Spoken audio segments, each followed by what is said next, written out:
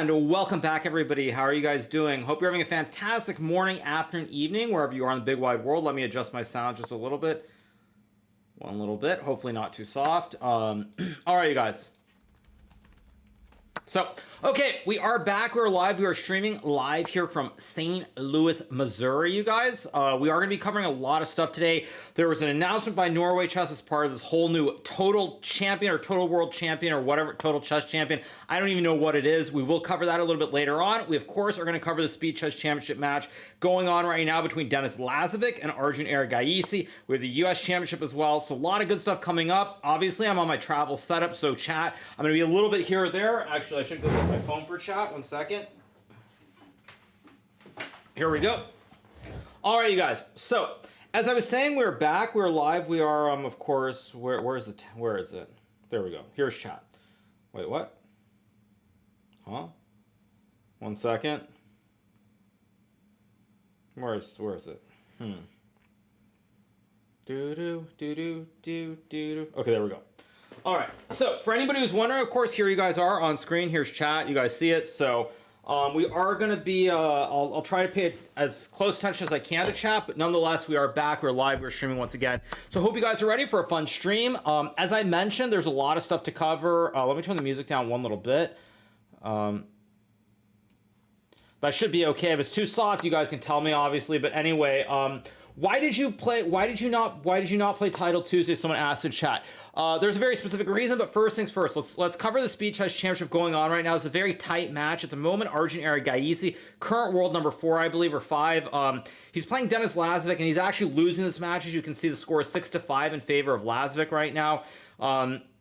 So this is a very, very tight match going on at the moment. We're going to cover this a little bit. We will, of course, be covering the U.S. Championship a little bit later on and going from there. So, did Atousa win? My wife will be playing her game starting right about now. Apparently, Bishop takes E4 is win. Oh, whoa. Bishop E4 takes Queen B3, wins the Bishop. It's a 90-degree right triangle. Will he find Bishop takes E4? This is actually a winning move for White. Let's see if he finds it. He does. Why is FIDE undermining Gukesh? As I said, we'll be talking about the total convincing ultimate Galaxy World Champion a little bit later on. Right now I want to cover this. I'll explain my schedule. We're going to cover this for a little bit, this match between Lazavik and Arjun.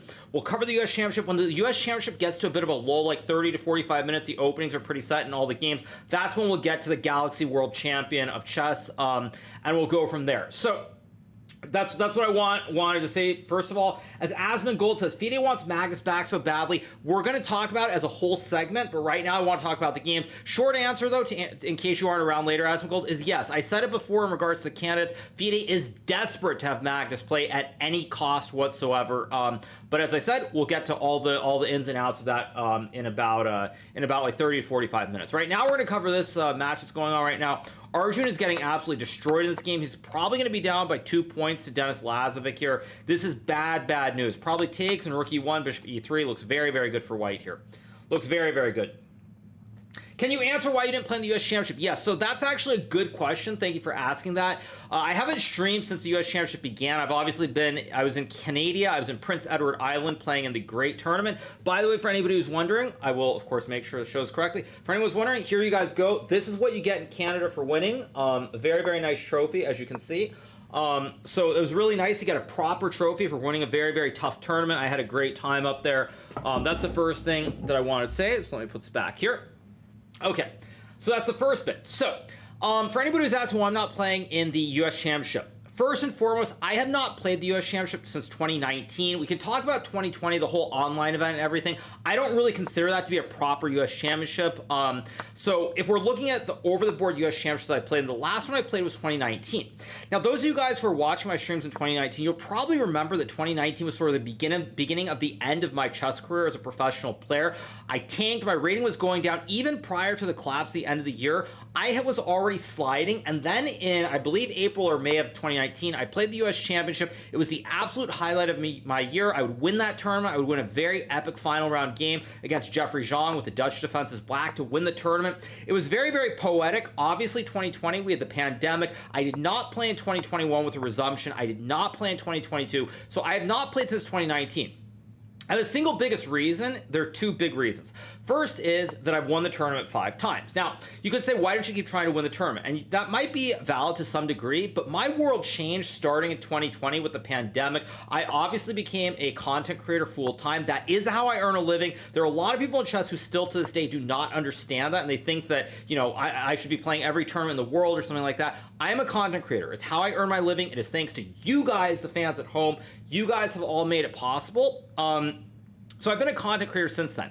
Secondarily, I'm a big fan of history. I'm a big fan of, like, you know, storylines and how things are. And to me, it felt like fate that in 2019, I won the US Championship. Everybody was already writing me off. You know, another thing I didn't mention was that was right around the time that I actually lost my Red Bull sponsorship as well. I don't know if it's directly to me not performing as well in tournaments, but that was when I lost my Red Bull sponsorship. And so to win that tournament really felt like I'm proving a very, very big point to everyone.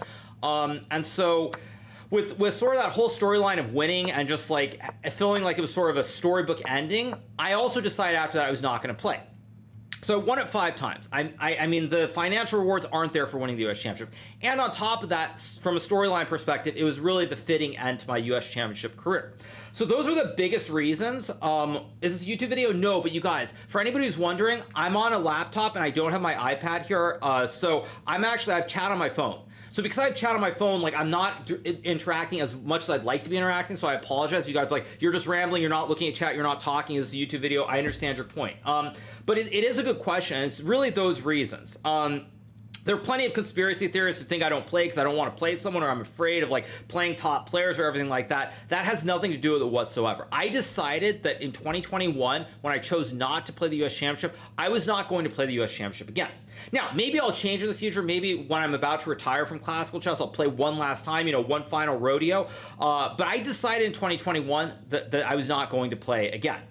So that is the simple answer to your question about why I'm not playing the US Championship and why I have not played the US Championship since 2019 specifically.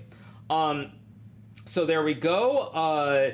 I'm looking at chat. Will I ever play the Olympiad again? Olympiad is a little bit more unclear. I may or may not. I don't know at the moment. But anyway, I just wanted to answer your questions. That was a very, very good question about the US Championship. I've spoken about it before, but I felt like it's good to give a detailed answer for anybody who's wondering. Market's turned red again. Yeah, I know the market's red for anybody who's wondering. You can obviously follow my my stock portfolio. Why did that not open the Brave browser? 1 second. Okay, there we go. Why is it not working? Okay. For anybody who's wondering, you, of course, can pay attention to my portfolio, which has our stream portfolio that we did. I'm going to pull it up very briefly in a second. Let me pull it up. It's actually doing very badly today, but going into today in the 1 month period, I think you'll guys see here, you'll see at the performance of the portfolio here going to today is 12.6% in about 1 month. It is down 2.5% today because I think very specifically United States rare earth is down. USAR, they are down 12% today, but overall, as I think you guys can see, since I added to this portfolio, is plus 42%. So overall, outperforming substantially, probably up about 10% in 1 month. So that is our stock portfolio we put together on the stream. For anyone who's wondering about the markets, but let's get back to chess, of course. Here we go. So let's keep going with everything. Of course, when I look to the side, I'm looking to the chat. So, you know, if it's a little bit weird or anything, that's how it is. But, you know, I'm on the road, obviously. So anyway, you guys, I answer your question about the US Championship. I answer your question about the markets. I expect the market's going to go green, by the way. I think Trump is supposed to speak at 3 p.m. Eastern. I'm expecting a big pumperoo again, but we'll see. Anyway, back to this SCC match. It's currently 7-5 for Lazavik. Arjun is in trouble again. Arjun has the isolated pawn. Black has D's bishops on the diagonals. Really, really nice position for Lazavik. Hikaru, I didn't see the defeated president say the low-rated open tournaments you've played no longer count. That you've played no longer count towards your games needed for camps. Was this reversed? I didn't see this say the low open. I didn't see anything about those games not counting, as far as I know. The games do count, as far as I know. If they don't count, someone would have already mentioned it. But all the games that I played these open tournaments do count towards qualification for the candidates. I have to play 5 more games. I will probably play them at some point after the US Championship, and that's that. No, but if you're talking about the rating, that's a different thing altogether. I will talk about that a little bit as well. You know what's really funny? people on the internet, they like to get angry about anything and everything they can and become outraged. And I knew this from the moment people started complaining about me playing these open tournaments. I'm gonna stop the music for 1 second just so I can talk. But you know, when I started playing these open tournaments, I knew people would be outraged, and I saw this outrage. Oh, he's farming. He's trying to gain rating points. You know, it's not about the candidates or anything else. And it kind of, you know, it made me very amused, because in my mind, when I saw these comments about farming and how I'm trying to get to world #1 and all this other crazy stuff, like I was thinking to myself, you know, if I wasn't gaining 0.8 for these games, would people still be complaining? And in my mind, I thought to myself, you know what? People will still be complaining. They'll still be angry about something. And lo and behold, I played in Canada this past weekend in Prince Edward Island, and I actually drew a game, and I lost 3 rating points. And yet, even though I lost 3 rating points, you still see people being outraged. Everyone's still angry. Everyone's complaining about this, that, and the other thing. So it really doesn't matter what tournaments I play or what I'm doing. People would be yelling and being angry for no reason at all, no matter what. So I was proven right, which I thought was kind of funny in reality. I was not expecting. I was kind of like, I was hoping I'd be wrong, but I wasn't wrong.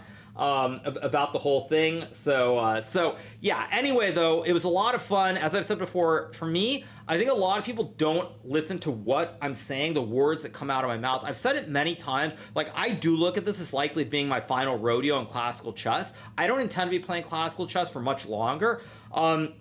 And so it is a way of giving back. And one thing that's happened at some point in all 3 of these events that I've played so far is that in all 3 of these events that I've played thus far, at some point during the tournament, I've become fairly emotional during a game, because my mind has started wandering. I've started thinking back to when I was a kid, playing in tournaments like the tournaments that I've been playing. You know, you find some FIDE Master, some IM, maybe the occasional Grand Master, and you just play and try to have fun. And when I've played against some of these kids, like, it really does remind me of the beginnings of my chess career when I was much younger. So I've actually had a lot of fun. It's been extremely nostalgic for me playing these tournaments. It's been a lot of fun. I hope these kids gain some experience and they gain a memory that they will have for their lifetime as well. So in spite of all the nonsense I've seen certain people saying, it's been a lot of fun, and I've had a lot of fun personally. So that's all I really need to say about the topic. It's been great for me. And you know what else, you guys? 1 second. I'm not gonna.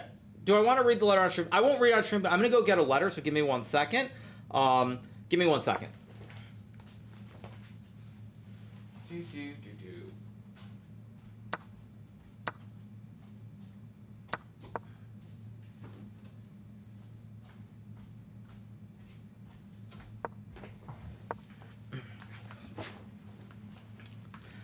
Now, you guys, I'm not going to read this letter on stream right now. I actually have not read this letter yet, and I'll save it for Tuesday, which is the day when everyone's watching. But as really a show of how you need to ignore the idiots on the internet, I'm going to show you the front and the back of this card. Okay, so this card says, I think you guys can see it. It says, Happy Canadian Thanksgiving from all of us at the Maritime Chess Festival 2025. I'll put it up again, you see it. On the inside, there's actually a message written, which I haven't read yet, I'm not going to read. And then there are literally like 60 signatures on the right-hand side. And you'll see on the back, it also says, for GMHikaru, GMHikaru Nakamura, from all of us here in Summerside, Prince Edward Island. Now, this sort of stuff is a very strong indictment of why chess needs to stop being so elitist, and we really need to be more welcoming and more open towards trying to bring in new fans of the game, or people who are not actually grand masters. This is like a perfect example. I showed a video of someone from Ohio as well on a previous stream, and it's a very serious indictment of all the stuff that you see from like these old crusty people at FIDE who are trying to, you know, start drama and complain about things left and right. And this actually, like, you know, when I see stuff like this, and this isn't the only card that I received this past weekend, I received a few other of these cards. What was I going to say? Is that you know, it's a reminder of what the real world is and why elitism in chess is so bad. So that's my little bit that I'm going to add right here for this. Let's jump back to the game. This looks like Rook G3, King F2, H2, Rook B1 should be a draw here. Yeah, it's going to be a draw. Okay. Rook H4, King H1 should be a draw, right? King H1, King F4, not so obvious. Okay, actually, let me mute this tab. I guess the US Championship did just start, by the way. Okay, so Arjun's going to save this game, and he's still going to be down 2 points. But yeah, who plays the winner of this match? I'm not sure. I'm not sure, but yeah. So anyway, as I was saying though, since there's all the stuff that we're trying to cover today, I did want to point this out. Like when you see cards like this, you see videos from people about these sorts of things. It is a reminder of what the real world is and how many people actually enjoy chess once you get beyond all the nonsense. And why you really should not be listening to Twitter or Reddit to get all your views and thinking that's reality when it isn't. So I will read this card on Tuesday, probably when I do my Title Tuesday stream. That's my intention, at least. But it's just a perfect example of what the real world is like. And honestly, if you ignore the internet, I've had nothing but positive interactions. Like the kids I played everywhere, the fans, they've all loved it. They've all loved having the opportunity to talk to me, to play against me. I've done a lot of post-game analysis as well, so it's been amazing. Read now. I'm gonna read it on Tuesday because on Tuesday is when we have our biggest audience, and like I really want to hammer home a couple of points. So, anyway, this game ends in a draw, so Arjun is still down by 2 points. You probably heard the sounds during the game, and put the music back on as well. You probably heard the sounds during the game because the U.S. Championship has started. They're on a 30-minute delay. But let's keep going with this, because right now it is really, really close. How many people took photos with you in Canada? I mean, a lot. I probably did at least like 200 pictures if I had to guess. Did I read the new mixed format world championship? We're going to be talking about the ultimate Earth Galaxy champion of total chess or whatever it is a little bit later on. I haven't actually read all the specifics. I mean, I'm aware of it, but I haven't followed the specifics very closely. But we'll get to that probably after this match is clear who's winning, and once we get through the openings of the U.S. Championship and we've built to the biggest audience. So, yeah. I like Arjun's position. Maybe c5 here. Apparently white's better after knight d4. I don't know why, but maybe knight d4 takes queen g4 or something. Close match. Were players ever consulted in the Ultimate Championship? You mean the Norway thing? No, I was not consulted. I mean, I'll speak about it later. I strongly suspect that, like everything in chess, whether you think it's good or bad, Magnus almost for sure was involved in this. I think that there's almost zero chance that they didn't get Magnus's approval before doing this. Or his approval, or that he's going to play in the event, I should say. So, that's the one player who probably once again was consulted, like he seems to be with everything. But that's what it is. So, anyway, all right. Okay, position's good for white. What e6 is apparently good. You could also trade and play rook d1, e3, rook d2, rook d1 with a double stack. But he does go e6. We get g6. Probably takes. Slightly better for white, but we'll see what happens. So, anyway, play a Mickey Mouse from Algeria, please, so I can get a signature on my Hikaru mug. Okay, probably e3 here to stop d4. That's what I would play, e3 or maybe rook d1. He goes rook d1, but d4, bishop g2, I guess. So, anyway, we get bishop f6. Looks like a pretty balanced position. Am I coming to New Mexico anytime soon? No. However, I did look at the, there was a New Mexico State Championship. It was a game 60, so it wasn't FIDE rated, which I did see. But probably not anytime soon. Did I like Prince Edward Island? I did. I thought Prince Edward Island to me reminded me a lot of like New Hampshire and Maine. I felt like I was in New England, basically. Very, very similar. The foliage, the fall colors, lobster rolls, all the stuff that you would see in New England. So, yeah. Thoughts on Ollie Reza and Magnus match in the SCC? I haven't followed them. I was obviously playing this past weekend in Canada, so yeah, I have no opinion. Apparently after d3 black is better here. We'll see. How many games left do you have for the candidates? I need to play 5 more games. So 5 more games, and then I will have completed the games, and I will be playing in the candidates tournament. So 1 more weekend tournament, and that'll do it. 1 more. So, yeah. Okay, so we have d3 on the board. Let's see what we get. We got pawn takes. Have you decided on your kid's room yet? I'm not going to be talking about it on stream, you guys. That's just personal stuff. Not going to be talking about it. Anyway, Hikaru, I'm legally blind, but I love the game of chess. I play rapid because of the reason. Is there anything I can do to be able to improve on faster modes because it's hard to see everything so fast? That's tough, actually. I don't actually know how that works, but I don't have a good answer, unfortunately. I don't have a good answer. So, all right. Okay, Arjun trades. White's going to try to push this p up the board, d4, d5, d6. That's the goal here. d4, d5, d6.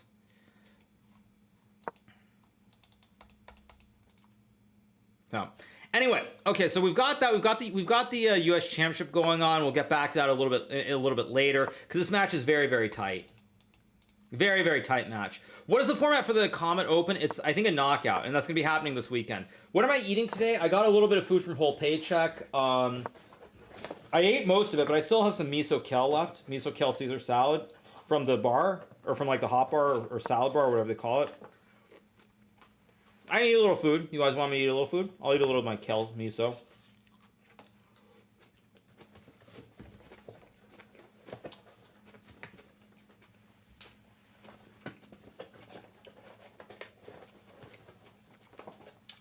I have some mukbang, right? Or mukbang, however you pronounce it.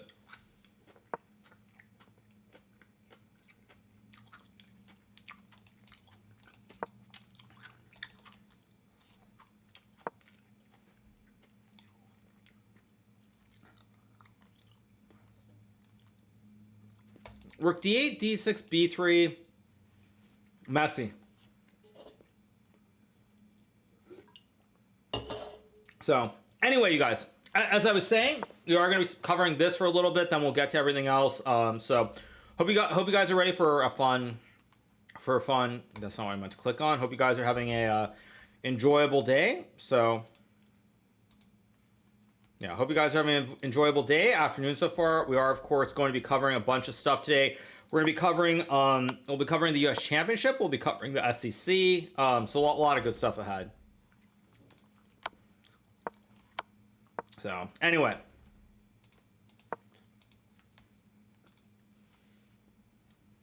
Do I care about people complaining about you playing Mickey Mouse tournaments? I told you guys before, I don't care what a handful of people on the internet say. Straight up. This card that I received, and this is not the only card I've received. There have been videos recorded. There have been people I've spoken to at all these tournaments. The people who are playing chess casually, having fun, that is the real chess audience. It is not the elite. It's the IMs or the GMs who've wasted their entire lives on this stupid game, who are complaining and yapping all the time. They are not the actual chess audience. So my simple answer is no, it doesn't bother me when I see cards like this. As I mentioned before, this is clear proof. Oh, we got a big blunder. This is clear proof of what the actual real fans of chess think. Same thing, for example. Oh, was there... Wait, what? A2 is winning a... Whoa, A2 takes check king g7. And the king hot... Oh! Wait, this is very messy. So rook d8?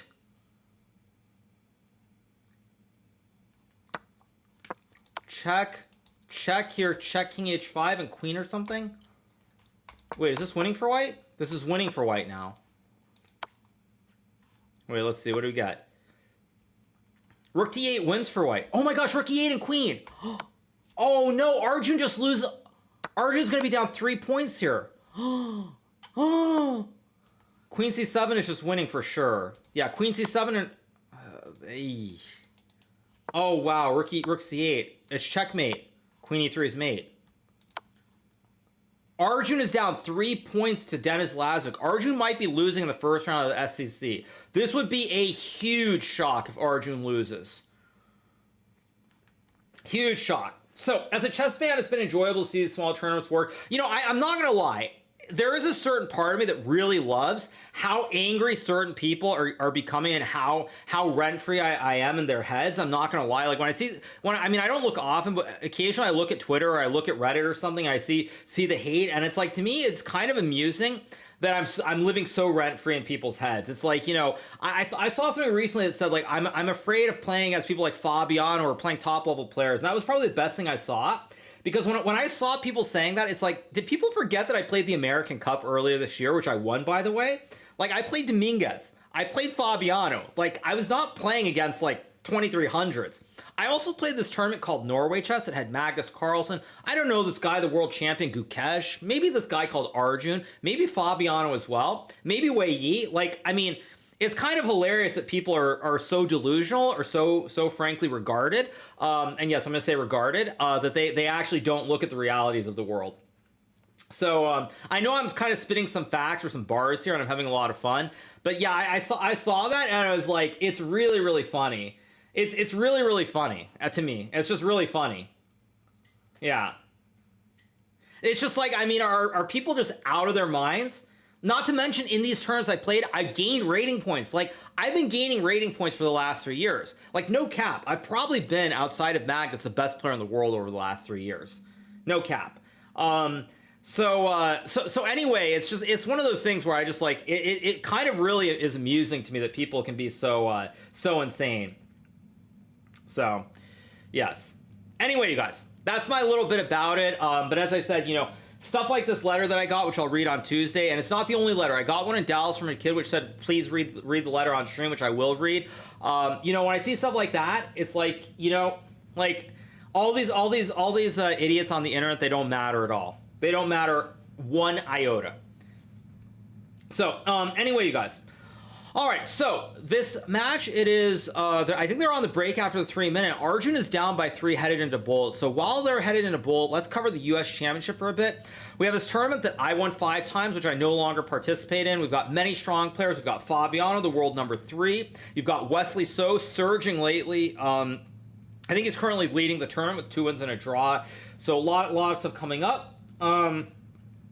You weren't invited to South Africa. Of course I was invited to the South Africa event, but I chose that, I had to pick and choose. I can't guarantee that I'll have the availability, but I had to pick and choose between which event I want to play.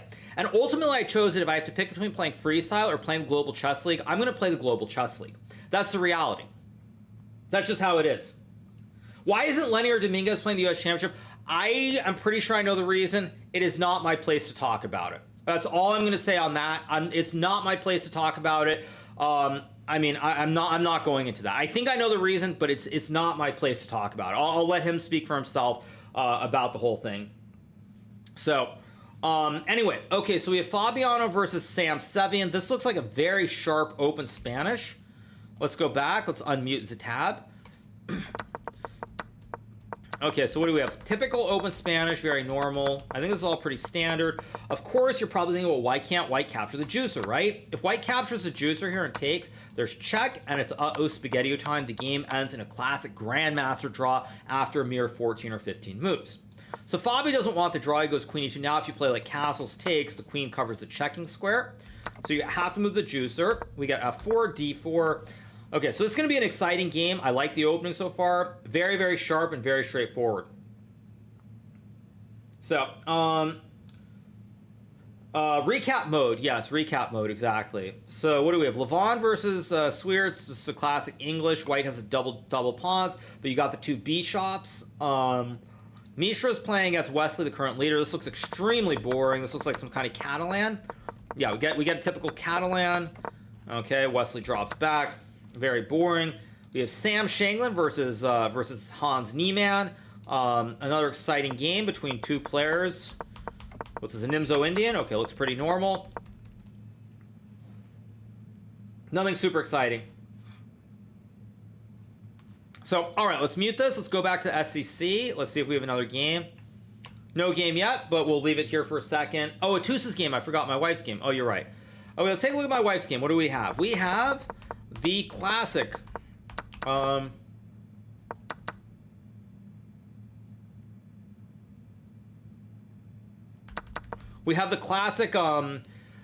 We have the classic.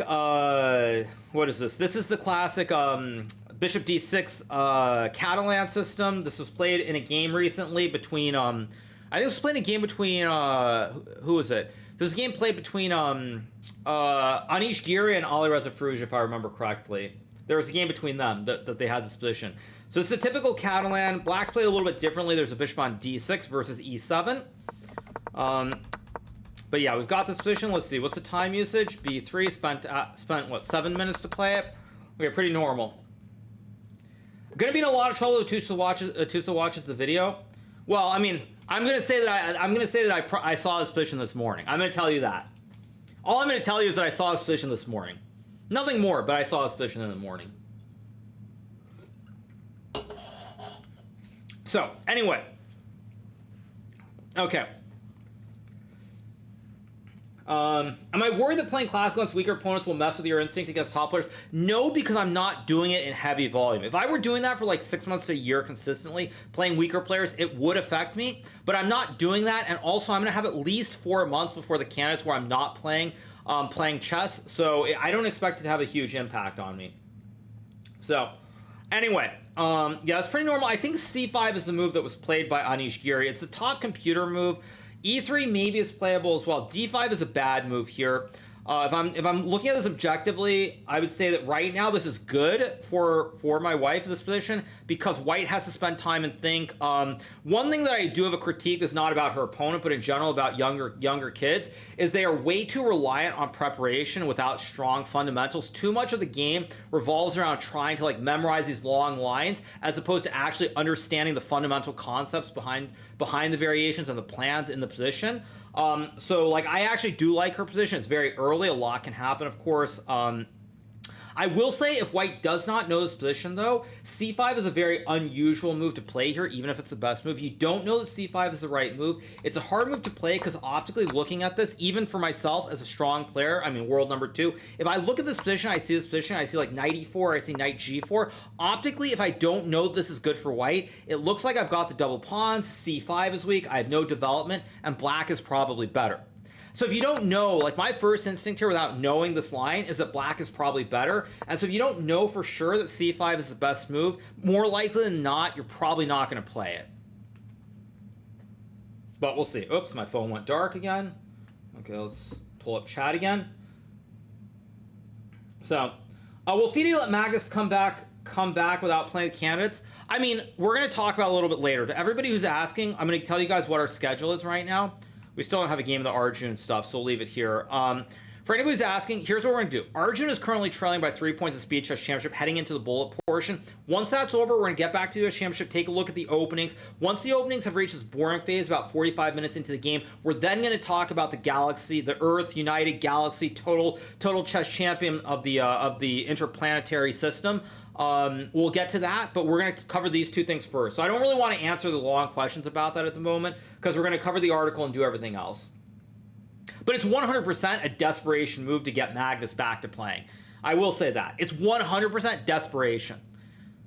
And it does amuse me because recently I spoke about how the whole rating spot with no restrictions, no regulation was 100% designed for Magnus to be able to come back and play if he wanted to. And then Emil goes and he's like, "Oh no, it's not about Magnus. It's not how it is." And he tries to make stuff up. And sure enough, it's not even like 2 months later, and you basically see that I was completely right. There's zero doubt that this is 100% because FIDE is trying to do anything, literally anything they can to get Magnus back and playing their tournaments.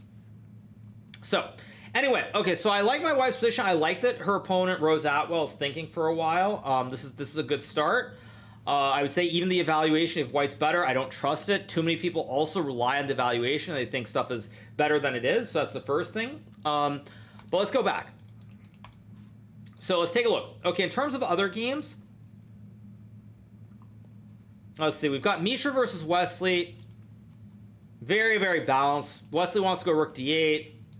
Levon's game, okay, too early. Fabi's game is getting very, very sharp.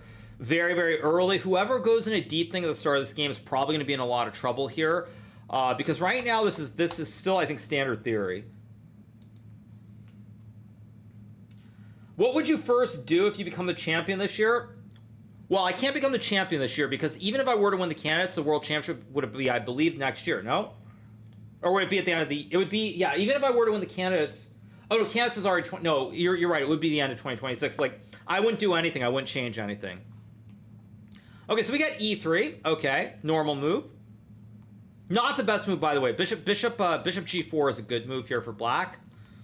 I expect my wife to play it. She could take on d4, but I think bishop g4 is pretty standard here. I mean, e4 knight d2 looks pretty ugly with the white with the white center here, so I don't think we'll get that. Bishop g4 is pretty thematic. This is pretty thematic here, and I think it's a pretty balanced position. Again, c5 the best move here. I don't really expect c5 to be played, though. So, if we get bishop g4 here, I think it's still pretty standard. E takes d4 takes rook e8, also fine with bishop g4. This is also completely reasonable. Nothing wrong with this either. Or bishop f5. So, pretty normal stuff, I'd say. Let's go back to the men's section. Okay, so Fabiano and West, or not Fabiano and West, Fabiano and Sam Sevian continue to blitz out moves here.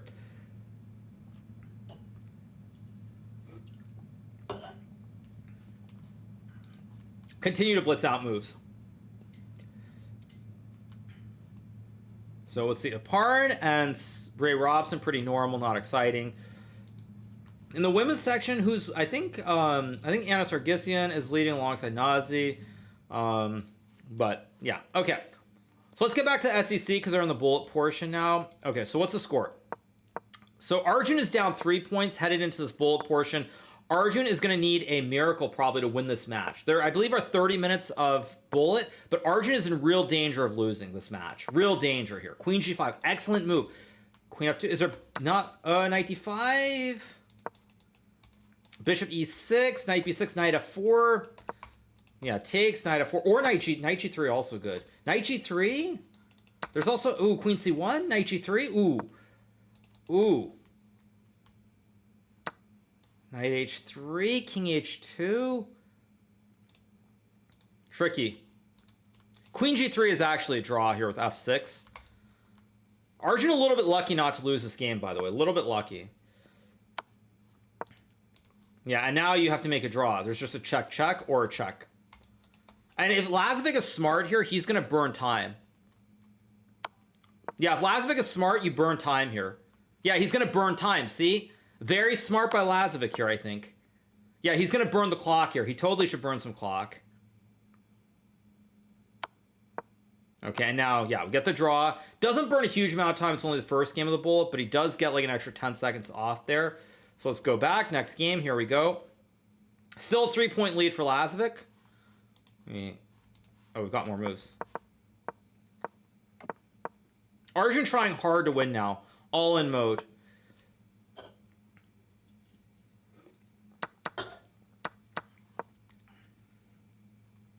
Uh-oh, there's Knight G5, Knight E6 here. Uh-oh. Arjun getting outplayed, by the way. Arjun getting outplayed in this match. He's down 3. Like, Queen E2, Queen G3. Knight E4 looks really strong. Knight E4 and Bishop F4 both look incredibly strong. There's Bishop G5. Arjun is losing here, by the way. Arjun's going to be down 4 points with not a lot of time left to survive. Whoops, my lights went off. 1 second. Why'd they go off?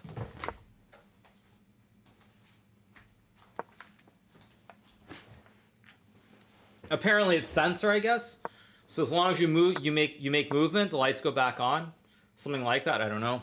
Weird. Arjun got a little bit of a trick here, it looks like. Little trick. Knight C3. Takes, Bishop C6, F3.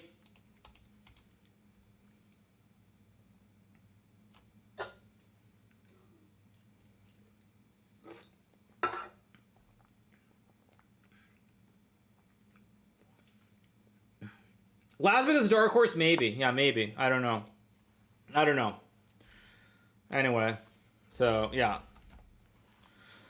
All right, you guys. So, as I said before, covering this SCC, like 20 minutes left. We'll cover the US Championship a little bit. Then we'll talk about the ultimate interplanetary galaxy total world chess champion of the universe. So that's going to be the schedule for anyone who's wondering. But this is a very, very hype match here between Lazavik and Arjun. Because Arjun really is behind. And he's kind of turned this game around. He should have just been losing. And now it's not clear cut anymore. He's got B4. I mean, I guess the idea is to sack the rook. Bishop F6, Bishop D4, bad move. Apparently Knight E4 is very strong here. Yeah, Knight E4 is almost the only move, actually. Right? Stop this. Why is he so slow? Knight E4? Okay, finds it. Problem is white can also sack a rook as well. And if you go rook F8, I'm going to sack this rook and then take the rook. Tough. Tough position to play for both sides here. Every move is critical. He finds rook E8.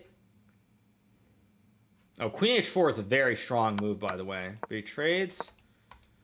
Okay. B3. Ah, this is so messy. Rook A1. Oh, Knight F6 is also GG. Wait, what? Knight D5 was... Wait, Knight D5 was winning. What is our... Knight G5? Takes. Knight G5. King D6. Queen E... Ah, there's Knight F7. Wow. Take. Just sack the knight. Just sack the knight. Wow, Arjun loses anyway. So Arjun down 4 points now. Arjun is down 4 against Lazavik here in the SCC. Arjun is in real danger of losing. Real danger of losing. He's going to have to go on a streak right now to survive. And he blunders with C3. Oh my gosh, he blunders again. He's trying to move too fast and he makes another blunder. Wow. Oh, let me mute the tab. Let's mute this.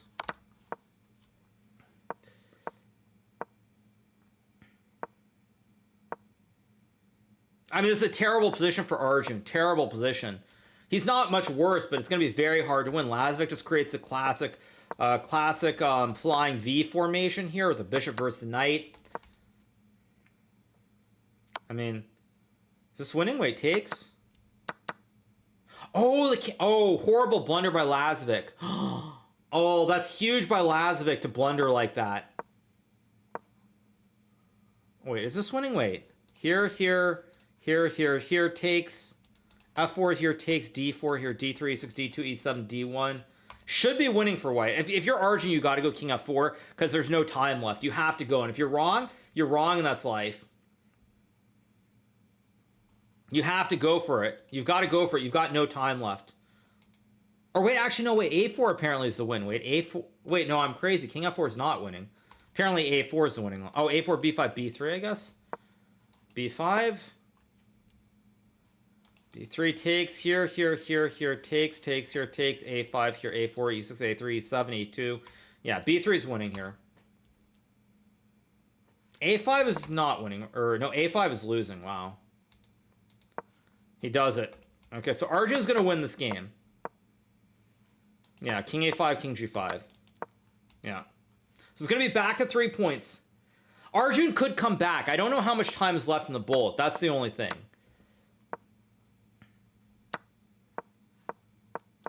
A1, check.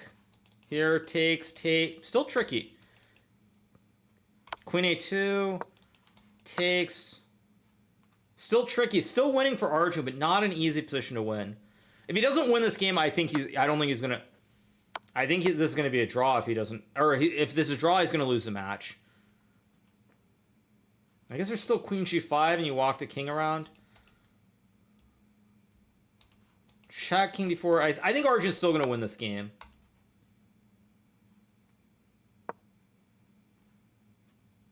Apparently Queen A7's a draw. I don't know why. Like, if you go there, there's check. Check, king H6, queen... Ah, there's queen C3, king here. Queen E5 or something.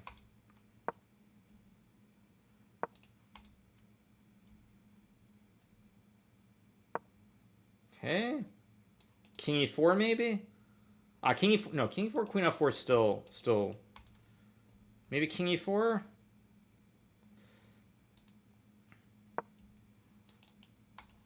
Check. Oh. Apparently queen F8 it's a draw now, I don't know why.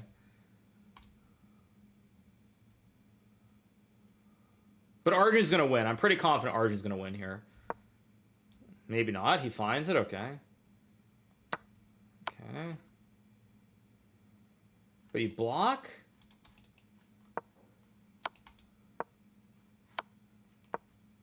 Check. Apparently king E7 was a blunder too.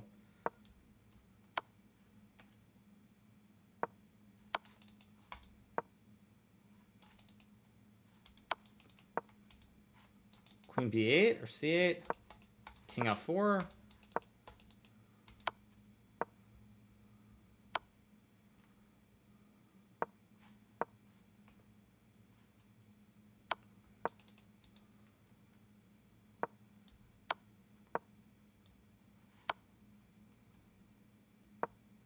Check.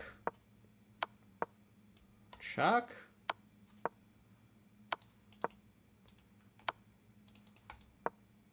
King H4 maybe? Still... King H4 maybe? Okay.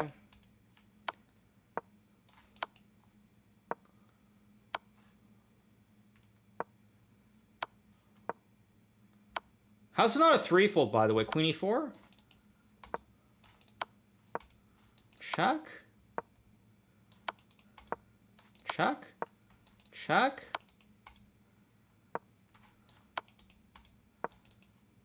King G4 is a draw, I think. King G4? Queen F7 and King H7 should be winning. But now there's Queen C7?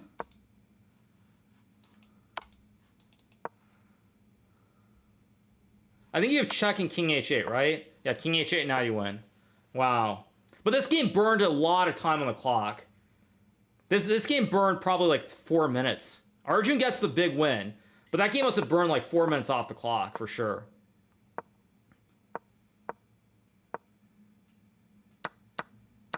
Arjun going all in with the Blumenfeld Gambit here. It's all pretty standard so far.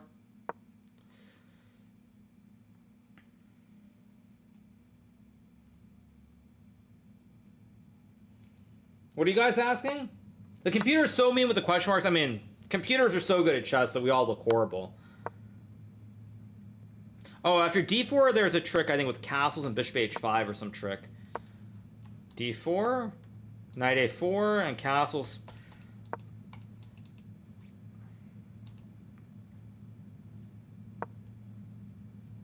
Bishop f4, an excellent move, by the way, by Lazavik. Stops bishop d6 here. Knight a4. Knight d5, bishop g3, bishop e7, castles, castles, bishop c4. Arjun's in trouble again. Yeah, Arjun's in trouble again. Just bishop g3 I would play. Just get... Okay, he wants to go bishop c4. Very logical, too. Maybe like b3 or b4. Okay, goes there now. Like b4 is probably very strong here. Just breaks the chain of pawns. He does find it. Wow. Lazavik is playing very well, by the way, in this match. Very well. If Arjun loses this game, I think it's over because the previous game took so much time off the clock. Yeah, like bc5 and c6. I mean, what are you doing? Actually, you can take bishop e5. Ah, still tricky, still tricky. But Arjun, I think, has to win every game now. He has to win every game here.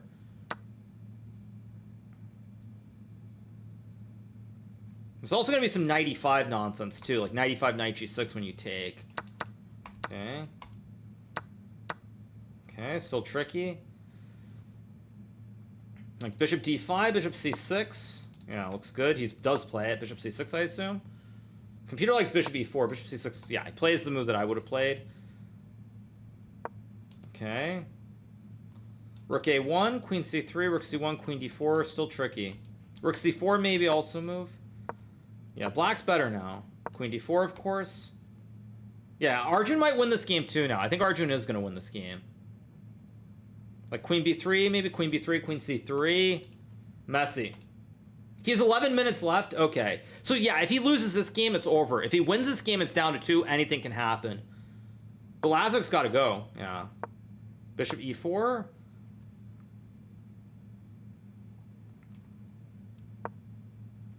Queen b3 has got to be played. You have to play queen b3 here, and he does. Rook d1. Oh, queen c2 now. Huge threat of the AA battery. Queen c2. Oh, is rook f7 a mouse? Wait, what? Whoa, whoa, whoa, whoa, whoa. What is this?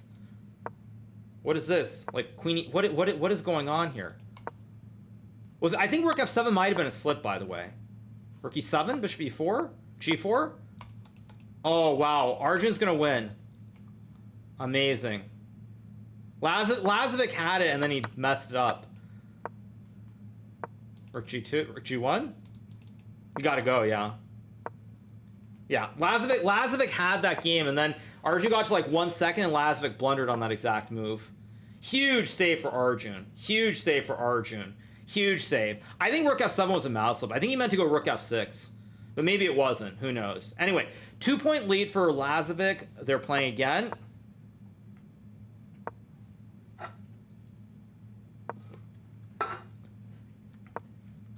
Been done. It's all been done. Probably h6 here to stop white from pushing. Normally you want to go... I don't know. Do you want to go h6 here or not? Not sure. Maybe just c5. Yeah, logical. If you're not worried about it, then you're not going to play it. Okay. Logical. 1 point lead enough? I mean, it comes down to how much time is left. Mods can tell me how much time is left in this match. I think there are probably like 8 minutes left, right? I mean, you guys tell me, but I think that's correct. I think there are like 8 minutes left. When is my match? I don't know, actually. I play Laquang sometimes soon. 7:50. So, yeah, if Arjun loses this game, it's over. Again, Arjun is in must-win territory. He's been there for the last couple games. Yeah, this does not look good. Okay, I guess Arjun's trying to... Whoa, I don't know about like that. Okay. Gotta go G5, G594. Yeah, takes. I mean, Arjun, I think, is in trouble this game. He's gonna have to trade the. He's gonna have to trade queens, and now Black's gonna start pushing the P. This game, Arjun. I mean, Arjun's gotten a couple miracles last 2 games. He's gonna need a 3rd miracle in a row here. I'm not feeling it. I'm not gonna lie. I'm not feeling it. Because D4, all the pawns are weak. You've got this horrible knight too. There's also a kebab incoming. Yeah, like Rook C2 is very strong here. Would not have done that. King D2, Bishop D6, Rook H4, Rook C4, still probably good for Black. Sneaky move here to go Rook C2. Okay. Rook C4, excellent move from Lazavik, by the way. Excellent move.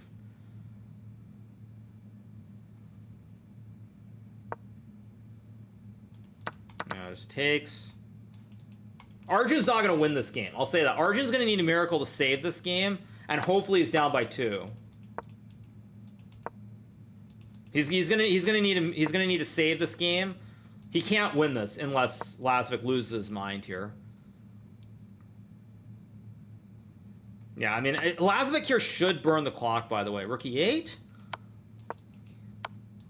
Uh-oh, Rook G2. Rook G2. Uh-oh. Uh-oh. Uh-oh. Check, and King H7, right? Check King H7 and G6, I think. Oh, or the. Ooh. This is GG, by the way. This is it. I think this is it. Someone can tell me how much time is left. I think this is it. Lazavik gets the win. He's up by 3. How much time left, you guys?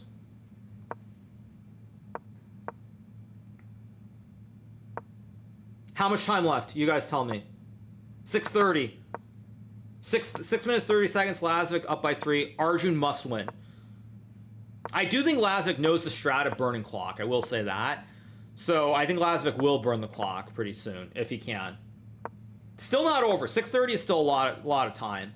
But Arjun must win this game. Any results except for a win here for Arjun, other than like a draw in 5 seconds, he's done. He has to win this game. And he's got a bad position too. Not terrible, but good. Bishops, Rook C1, B3. Apparently Rook F C1 was better. I don't know why, but apparently it was. A6 good. Oh, because on A6 you probably have A5 with the Rook on A1. So like he should have played this one, because then A6, you have A5 here, I think. Maybe not. Maybe I'm crazy, but whatever. Free pawn? F3, E4 incoming? Yeah, you gotta go F3, E4 here.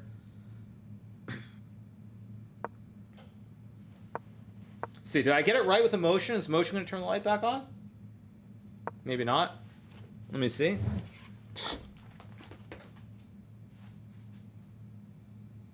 Where's the motion sensor? Where's the sensor? There's a sensor somewhere, but I don't know where. There's a sensor clearly because I have to get up, and then it works. Anyway, back to the game. 4 left. If Lazavik is smart, it's over. Maybe. Yeah, F5. Here comes the P for Lazavik. Arjun's gonna have to go like C3, B3, A4, and just.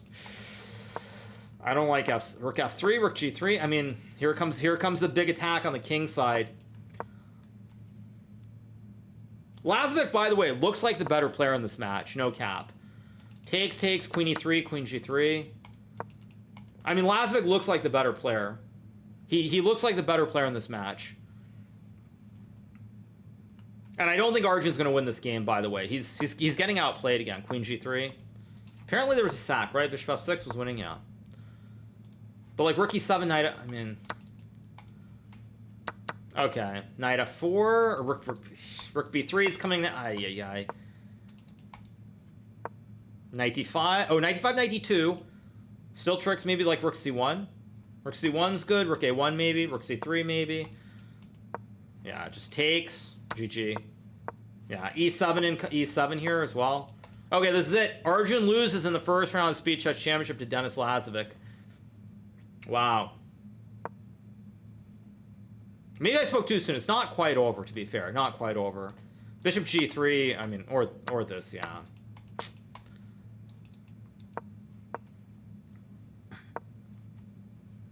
You just take the pawn, rook a2.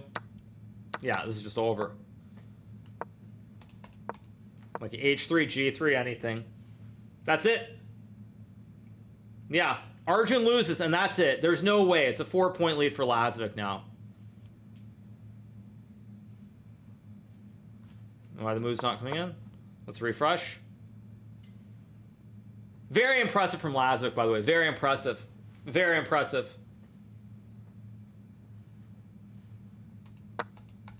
Very impressive from Lazavik. 2 minutes left. Is that the amount of time left, you guys? I play Lukwang Liam soon. I'm not sure which day exactly, but soon. I think I play him on Friday, right? I think I play him in like 2 days or something. I don't know. Something like that. But anyway. There are 2 minutes left, so yeah. So this match is over, right? Oh, less than 2 minutes? Okay, well, we're done then. So let's close this. Let's move along. I don't like bishop f5 here, by the way. I'm not a big fan of this move. I would have gone to g4 personally, but still a move. Maybe knight b4 is an idea. Anyway, all right, let's move along. Let's get back to the U.S. Championship. So we're gonna talk about this for a little bit, you guys. I'll unmute the tab. So here's the schedule. Now that we've covered the SCC, we're going to cover this, a little bit of the openings for the next like 10-15 minutes. If the games really die out, we're going to move on to talking about the great interplanetary galaxy chess champion of the or the total chess champion of the world. So we'll get to that. Check Han's game. Yeah, we're going to start looking at the U.S. Championship. Okay, so Andy Woodward and A. Wonder Liang. This looks equalish, but is white better here? Maybe a very, very tiny pull here for Andy. Probably equal, but some chance that only white can be better. So let's move along. Okay, let's take a look at the other games. We've got Gregorio Parn versus Ray Robson. Nothing happening. Very boring opening. Fabiano versus, of course, Sam Sevian. Who was the first player to start thinking? It looks like it was not Sevian. Okay, so basically here, what I said to you guys at the beginning of this game, this is pure preparation. And it looks like Samuel Sevian has out-prepared Fabiano Caruana, the world number 3 here. And so I'm not a big fan of Fabi's position. Fabi, of course, a great player. But if Sam is still in prep and still knows the next 3 or 4 moves, this could very quickly turn into a situation where Fabiano is going to try to like find a bailout and try to kill the game if he can. So we'll see. Okay, what else? We've got Levon versus Dariush. Looks pretty normal. White has the 2 bishops. I rather like Levon's position. Maybe it's not much better. But you've got like bishop g5, maybe f4, maybe knight e3. Very slow game. Definitely what Levon was hoping for with this opening choice. Not a big pull or anything, but I do like Levon's chances perhaps. So that's Levon's game. We've got Mishra versus Wesley. This game looks incredibly boring. Although, computer says knight f5 and white might be better here. Wait, what's the time usage? This is another tell. Okay, so knight d4... He spent a lot of time. Mishra spent 17 minutes before playing knight d4. So he was out of prep here. Wesley continued to play relatively quickly. So Mishra's using time here. And I expect knight f5. So Sevian playing chess and Fabiano playing freestyle? Maybe. Okay, and then the last game, we've got Samuel Sevian versus, or Samuel Shanklin, sorry, versus Hans Niemann. This position, I can't tell what's going on. I assume white is better, but black could be better too. No, white's actually better. Here, knight e4. Takes, rook c2.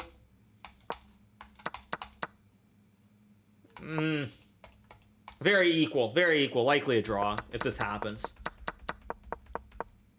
But it looks like, as I said before, this chess is a game that's a lot like poker. There's certain tells. And it looks like who's the first player to spend time. So right here, this was the first move that was new for Hans when Sam played. Maybe not new, but he wasn't familiar with it, at least right away. So he spent a bit of time before playing knight a6, okay? And then they both spent a bit of time on their last 2 moves. So both players should be out of prep here. Let's see what we get here. I expect bishop d2. It makes the most sense, and in fact, as soon as I say that, it's played. So this game also looks interesting. Hikaru, you are the 5-time champion, but you didn't get an arbiter holding an umbrella for you. Yes, I'm aware of that, you guys. I know, I'm aware of that. But who needs an umbrella when you've got a great, great trophy? Like, I mean, honestly, if you were to ask me whether I want someone holding an umbrella or a beautiful trophy like this, I think it's pretty obvious what the answer is going to be.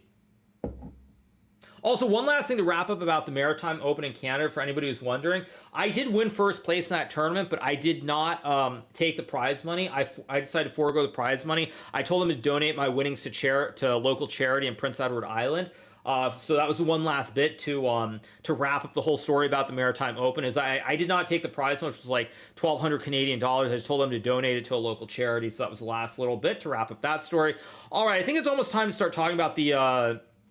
It's time to start talking about the Interplanetary Galaxy Chess Championship in a second. I think in a second it will be. So in a second it's gonna be time to start talking about that.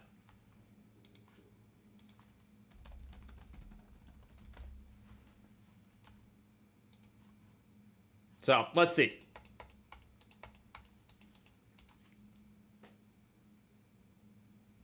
Waiting. Yeah, I'm trying to figure out where there's action happening. Andy's game has action potentially. The games are going to die pretty soon, though, I think. Or not die, but there's going to be... Oh, blunder. Fabiano makes a blunder with rook a2. This is not the correct move according to the computer. I actually don't dislike this move, though, to be honest. Apparently it's bad because of what? Knight b6, and you can't take, right? You can't take, so queen g6. Queen g6. Yeah. It's a 90-degree right triangle. And so black's going to push this horsey to c4. Complex. Very complex here. If Sevian has actually looked at this move and he knows like another 1 to 2 moves, I think Sevian's chance of actually winning this game would be very high. But if he doesn't, it's anybody's guess what's going to happen now. Anybody's guess. So, anyway. Fabiano does great in speed chess. Classical chess goes bad. Classical chess goes great. Yeah. So, anyway, you guys.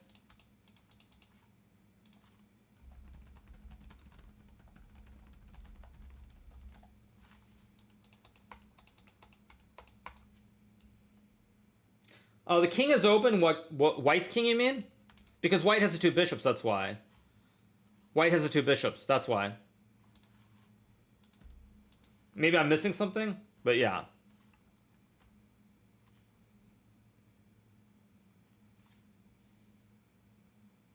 So, yeah.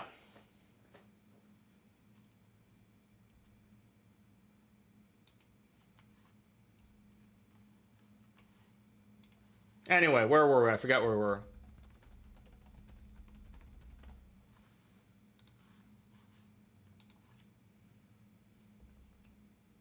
Hikaru, what's your opinion on the Comet browser? Also, congrats on qualification. No real opinion.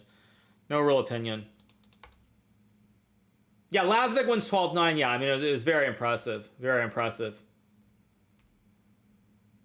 So, all right, where are we? Waiting for a move from Sevian. Hikaru, if you had the chance to turn yourself into someone else, unicorn, who just, I don't know what you're talking about. Sorry, too weird. Okay, Levon's game, not much happening. Let's go back to my wife's game, because I haven't looked recently. We got knight d2. Apparently, knight b4 here is dead equal.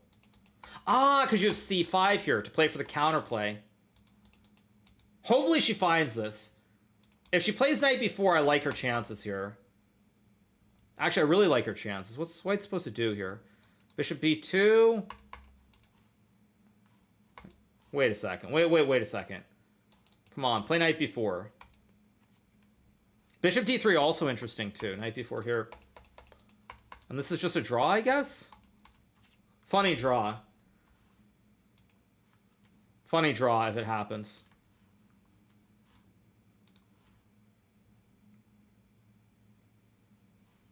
Am I surprised by Wesley's performance? Not at all. No, Wesley is somebody who is very, very good against anyone who's not a top 10 player. Anybody who's a top 10 player, he'll draw 95% of the games. Everybody else, he can be a complete grinder and just crush like people who are below 2750. So I'm not shocked at all. Not shocked at all. Now we get knight f5 played by Mishra here against Wesley. Hans is losing. Wait, what did Hans blunder? A6 apparently oh, knight b5 apparently. Wait, what? And bishop b4 and white's much better? Really interesting. Actually, this is not an insane move to find here, in fact.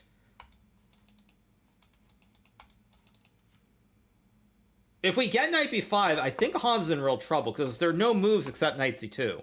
It's like literally it's a forced line. If you take, I mean, this looks horrible. Rook c1, your knight on, yeah. This is terrible. No, it's actually really bad. Knight a4 is a much harder move to play just because there's knight c2, there's bishop c2. There are all kinds of little tricks here. Knight b5 is actually very obvious, but maybe you become afraid of bishop c2 and knight d3 like this. But actually, this is not hard to calculate either. Okay, big moment here in the Hans game. Big moment. Big moment here. Big moment. So, all right, you guys, I'm going to go use the restroom very quickly, and then we're going to start talking about the interplanetary, galaxy, world, total, chess champion, whatever it is. So I'm going to go use the restroom, and I'll be right back, you guys. So give me 1 second, and then we're going to move on to our bit. Let's take a look at the games again, obviously. So somebody was telling me that that there was a mistake, right? Shanklin made a mistake, or he was better, and then he missed a win. Is that what you guys were saying something? What did Shanklin do to this? What is G3? Very strange. What is G3? Knight b5, knight a4, even rook c1. What is G3? Very weird. Yeah, Shanklin has messed this up completely. What is Shanklin even... What is he doing? What is G3? How do you not play knight b5? I mean, it's literally screened to be played. Really weird. G3 is a really strange move. Yeah, knight e5 even stranger. Like, knight a4 here also looks quite reasonable. Wow, really confusing moves. Okay, so Hans has a chance, maybe. He's got a chance. Did I F? No, I didn't F. I didn't F, you guys. No, sorry. You scared me there. Yeah, so Hans might get chances in this game. Okay, Sam's game, okay, still very sharp. Okay, where were we? Mishra's game. Okay, this will be a draw. Very boring. Very boring. This will be a draw. I mean, maybe Wesley can argue he's better with a weak pawn on c-file, maybe. Should be a draw, though. Okay, let's see. Oparin versus Ray. Apparently White's quite a bit better with the ISO. Let's move along. Fabiano's game, Levon's game, Mishra's, all pretty normal. Okay. Another blunder from Sam. What is he doing here? Knight c2 is just winning, right? Sam just like loses. He literally played like 6 terrible moves in a row. Bizarre. Actually bizarre. All right, let's move along. Let's take a look at the other games. What's going on in my wife's game? Let's take a look. Or actually, let's round out the men's section. Okay, A Wonder is computer gives White a big edge, so maybe Andy's gonna win this game. Maybe. Yeah, maybe Andy's gonna win this game. Maybe. Something's wrong with Sam. You know, I spoke to Shanklin at the World Rapid and Blitz, and he told me at the time. I think I mentioned this before. He basically told me that he had a bout with like long COVID, and his chess like kind of went downhill. He actually told me that, and I think that that's actually had a big impact on his chess. Like not even joking. Like he was telling me that he has these moments where he just gets like brain fog, and like he had long COVID and it was like really bad. So I mean maybe that's still a thing. I mean it might be related to that. Because his rating has really gone off the cliff. Like, what is his rating now? What is his rating? Yeah, I mean, his rating is 2654. I mean, 2654. Also, I don't know why. How do you not play knight c2 here? If Hans doesn't play knight c2, I'm gonna like think something's wrong with this game, because this is like, I mean, let me look at the engine. Isn't this? Like, you can't move the rooks to bishop a3. I mean, like, this is not rocket science. Takes, I mean, maybe you've got to, but I mean, what even is this? I mean, even is knight e4 not just winning? Oh, apparently a bishop. Okay, you've got bishop g4. But queen b2 is a very, very weird move here. Like, bishop f3 looks pretty obvious to me. Apparently it's still very bad after queen e6, but crazy. Thanks to Darks for the raid, appreciate it. Okay, so let's move back to the other games. Okay. I haven't been watching the women's super closely, but let's see. We have... Okay, the two leaders are, I think, Paikidze and Sargisian. Apparently Sargisian doing very well. Nice double fianchettos here. A lot of pressure with the two Bs. Work in the middle. Looks very good. Paikidze. Okay, normal game. Let's take a look at my wife's game. All pretty normal so far. Looks pretty balanced.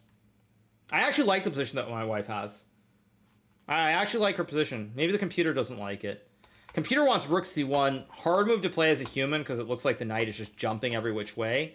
And also because there's like bishop d3 too. Rook c1 allowing knight b4 looks very strange. This is good. You've got knight e5 here. Yeah, rook c1 could be played, but in general, I think this position is quite reasonable. Like rook a d8. We've got a long way to go in this game. Long way to go. Alice Lee is playing. Yeah, she is playing. She's playing against Carissa, yep. So, yeah.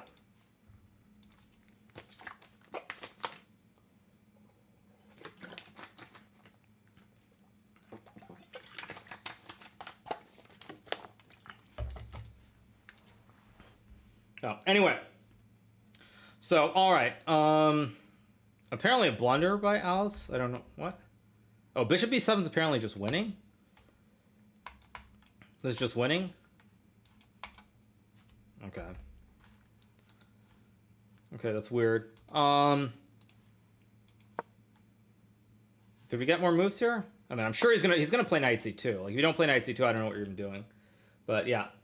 Did I already speak about Kasparov versus Nod? No, actually, that's one thing we didn't talk about. We didn't talk about Gary Chess versus Vichy. They did play here in St. Louis about a week and a half or two ago. So, my general takeaway was it felt to me weirdly, like, oddly, I think Vichy has not been studying chess at all. Like, Vichy actually is basically retired.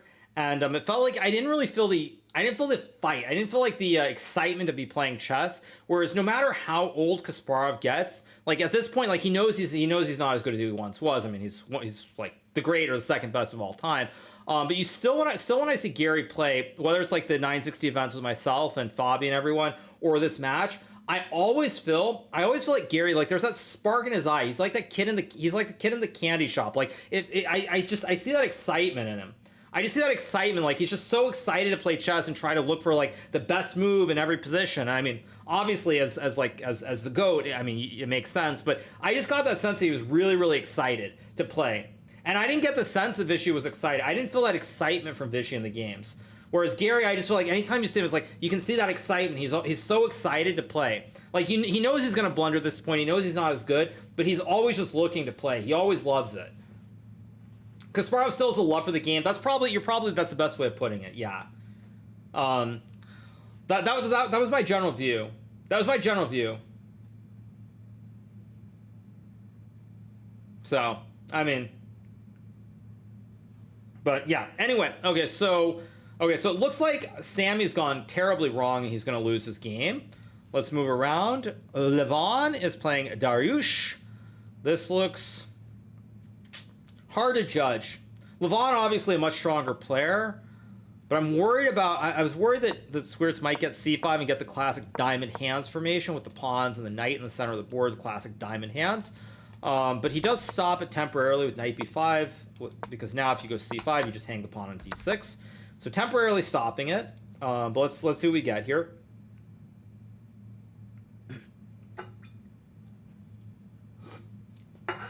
Speaking of love for the game, I can't help but recall Daniel versus Ivanchuk from last year. Yeah. One day in the future, probably 20 years, Magnus versus Hikaru will be happening. The Kasparov versus Nod. Very, very unlikely, you guys. Very unlikely. Very unlikely. But maybe. You never know. Maybe. I am in St. Louis, Missouri, you guys. I'm in St. Louis because my wife is playing the U.S. Women's Championship. Did we get Rook C1? I hope we didn't get it. Let me flip the board. Wait, what happened? We didn't get it, right? No, we got queen b3, another move that makes sense. Probably knight a5 should be played here. I mean, actually, what's going on? Queen c3, queen a4, a3, I guess, because you have to stop bishop b4, and then like rook d8. Looks pretty balanced here. Maybe a little bit easier for white to play, but fairly balanced. b6 is probably a mistake, right? b6 is back to knight e5, yeah. My speech at championship match on Friday. Unfortunately, this position, though, I will say, is very double-edged. Like, it is a tricky position to play for black, which I don't like. Like, a5 is a top computer move. I don't really expect that. I think knight a5 is reasonable, but we'll see. Have I revealed what my favorite tournament each year is?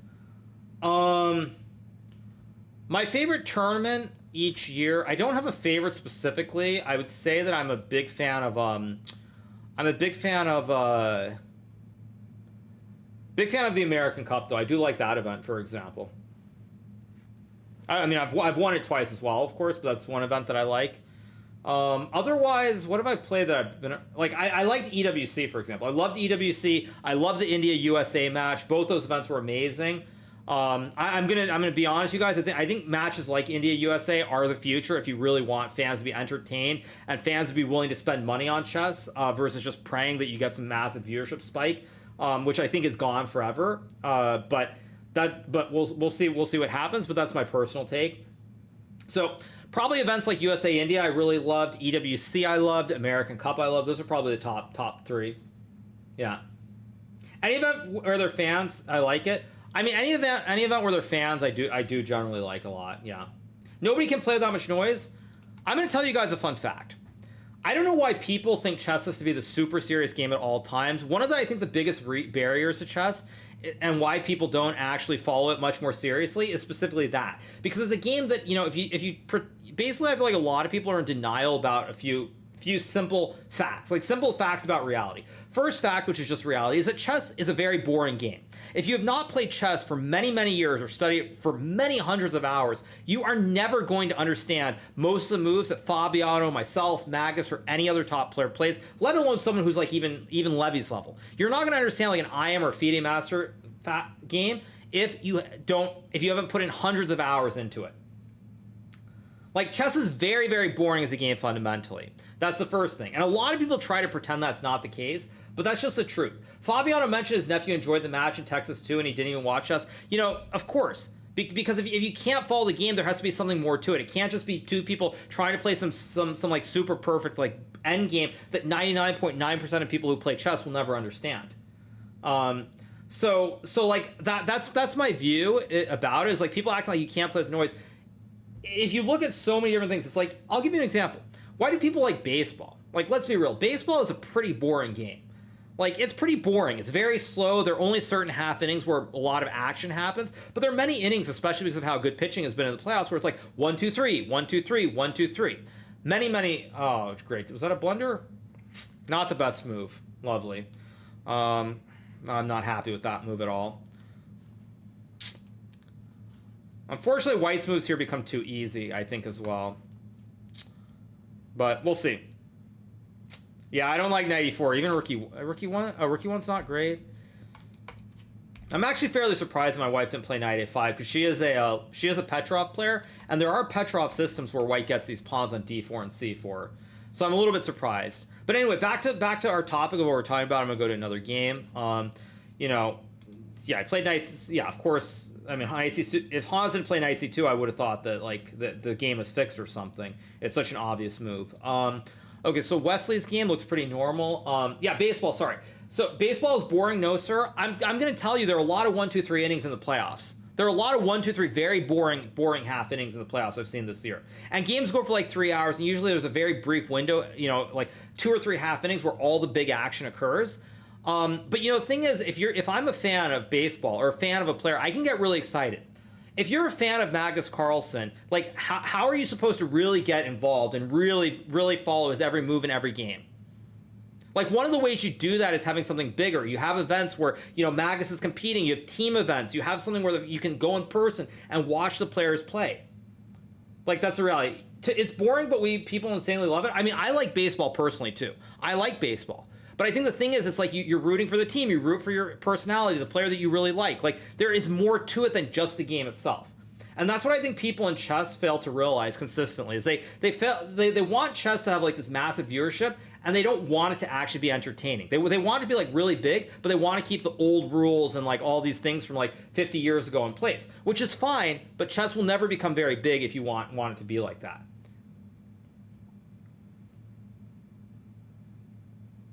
Competition boosts do nothing, by the way, and I'll tell you why they do nothing. Because again, I don't know why people don't understand this. 99% of people who play chess play at a complete beginner level. They do not play at a level where if Magnus goes over a long line or I go over a long line, they're going to understand it. They aren't. It's going to be like a foreign language to them.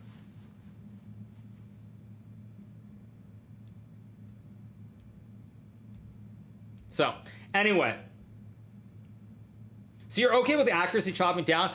I mean, I would just say, you know, if you look at any, I'll give you the best example. The best example I've used many times is if you look at wrestling. You have Olympics. You have wrestling in the Olympics, a very serious sport. Make no mistake about it. There's very little money in professional wrestling.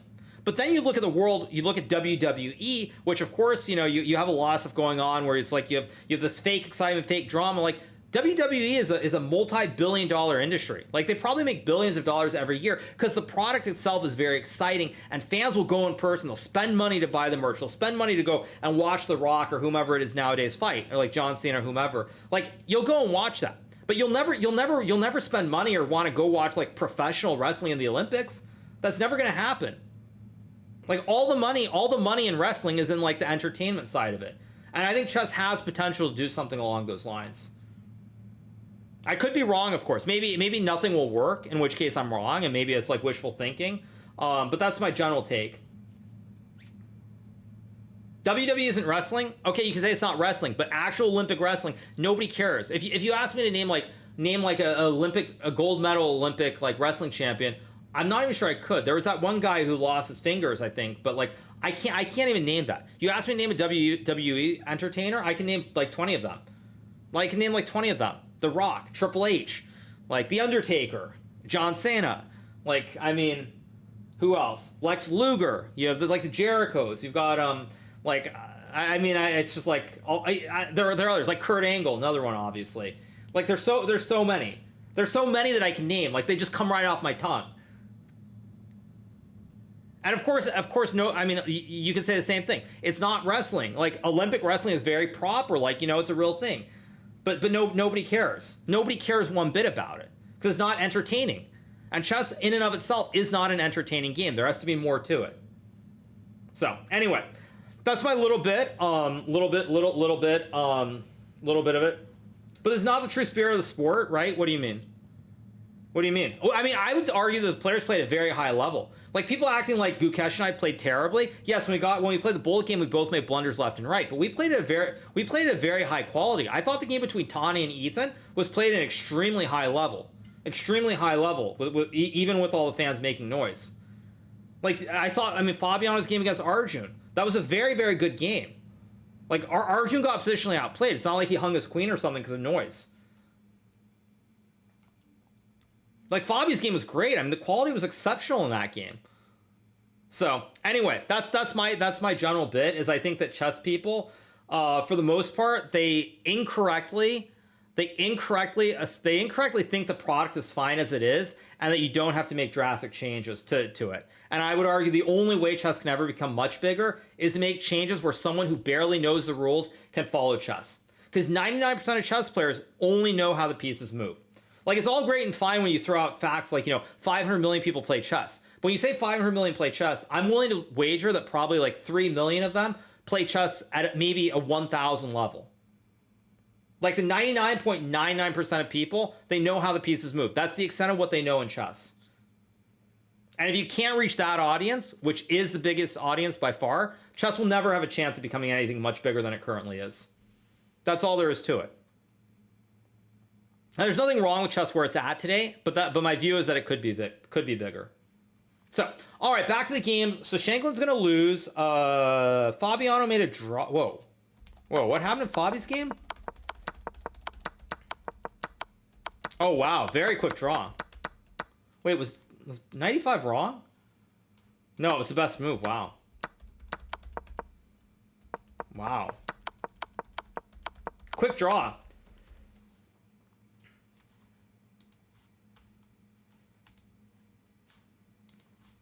So Wesley's the leader. I assume not Seven. Sorry, Shanklin's gonna lose.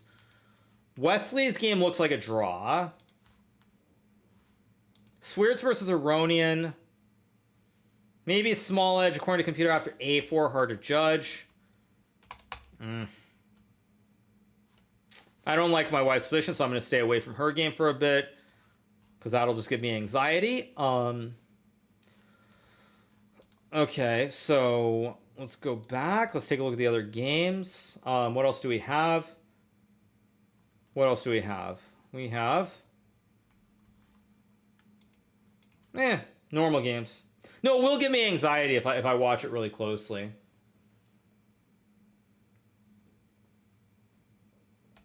Chess can be big if the stakes are real enough, like you lose, you die. I really don't think money is going to bring people into chess, for anyone who's wondering. Like I think even if you had a tournament with $1 million, that's not even the reason that people watch the World Championship. The reason that people watch the World Championship, is because it has this title of World Championship, and it's like it's two players, like a 1v1 that doesn't ever happen at any other way. I think that's my personal take on it. And of course, there's a history of it. You know, they're only like 18 world champions, 17 or 18. Okay, Wesley's game is going to be a draw very soon, I think.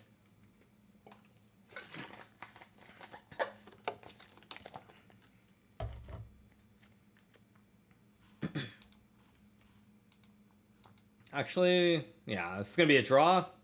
Or wait a second. Wait, I said this is going to be a draw. Wait, I wasn't counting. Wait, 1, 2, 3, 4, 5. Wait, White's actually up a pawn here. It'll be a draw, but actually I thought material was even. White's actually up a pawn.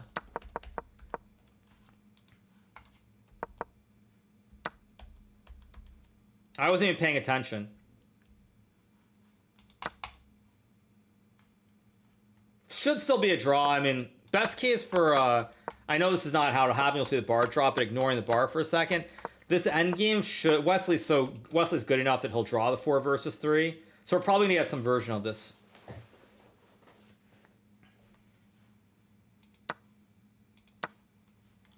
So we get takes, probably takes. Drama is the only way to make chess famous. You can't personally teach anyone chess so they can follow. Well, that's why I argue chess, you know, if you're ever going to really try to reach that 99% of people who only know how the pieces move, the only way to do it is to have like these games and have it be entertainment. That's my personal view. Like, you can say you don't like that, and that's fine, but then don't complain about chess not being bigger or think that chess can be bigger, because the product is not good enough. And it never will be, because the 99% are, you know, they don't know how to play chess. They know how the pieces move. And that's why I thought what Fabiano said was very telling. The fact that Fabiano's, I think it was niece was there, or he had family there who were watching the event, and they barely know how the pieces move, and they were actually excited by the event. To me, that sums up like why you need chess to be entertainment if you want to reach that 99%. If you don't care about that 99% and you're just like, you're happy with chess the way it is, that's fine. But it'll never be something that can be much bigger than it currently is. And in many ways, it's kind of insane how big it has gotten, even without that much going on. I swear Hans gets this weird, like every game his opponent misses something. Well, Shanklin, I think Shanklin's also in a very bad mood because Shanklin messed up yesterday. No, Shanklin messed up yesterday. Or messed up's wrong word. I mean, he got outplayed, but I think the loss against Wesley really tilted him too. Because I mean, I know Sam. I know how Sam thinks. And Sam probably going into yesterday, he was thinking like I'm gonna win this tournament. I'm become a U.S. champion again. But I know how he thinks. He starts he starts having these thoughts, and then he just gets completely crushed by. Isn't Bishop E4 just winning, or I mean, amongst other things? Yeah, Bishop E4 is just winning for Black. But I was gonna say, like, I know that Sam's probably saying to himself, you know, I'm gonna win the U.S. championship. I'm gonna get really excited, and then he just gets completely outplayed by Wesley yesterday in that Caro Con.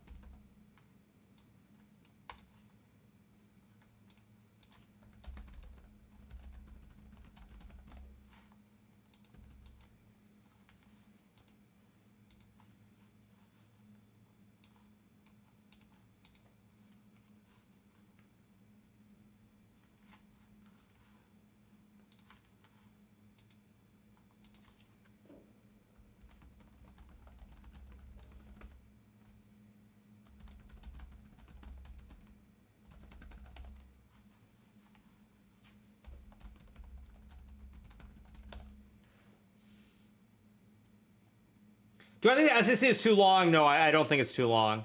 Okay,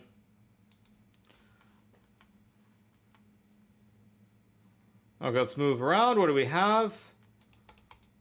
Okay, normal position here. What else do we have? Let's see. So Shanklin's going to lose. Mishra looks like a draw. Levon's game looks about equal. Fabiano already drew, so we've got a few other games. Do I know Sam Shanklin personally, or how do you know he thinks arrogantly? I never said he thinks arrogantly. I just know that like he starts having these thoughts. I mean, I'll tell you one thing, by the way. I'll give you guys one little fun thing that happened. Okay, I'll tell you guys one little. Rose blundered. Okay. Okay, Bishop F8, 95. I mean, White's still better here, though. But whatever. I mean, there'll be mistakes. So I played Sam Shanklin, you guys. I played Sam Shanklin in the World Rapid and Blitz. I played him in the Rapid portion. I think I wasn't having a great event, but I played him. And I beat him in the game. Like, we got to some position where I think he was a little bit better, and then he just made like a one-move blunder. Very similar to today, by the way. And after the game, he basically said, you know, I've been suffering from long COVID and everything else, which of course, like, very, you know, I completely understand, like, it's not an easy thing. And he said that, you know, if I ever get over that stuff, like, you know, you guys better watch out for me. Which basically, like, I mean, was implying that he thinks he's on par with, like, people like myself, Levon, and others. So that's my one little bit of tea today. And it's like, you know, I understand, obviously, like, Sam was a very good player, but like at this stage in his career, I mean, that is kind of a little bit much. That's a little bit much saying you guys better watch out for me if I, like, you know, I can come back. Like, it's a little bit much. So anyway, but you know, it is what it is. So anyway, where were we? Okay, it looks pretty normal.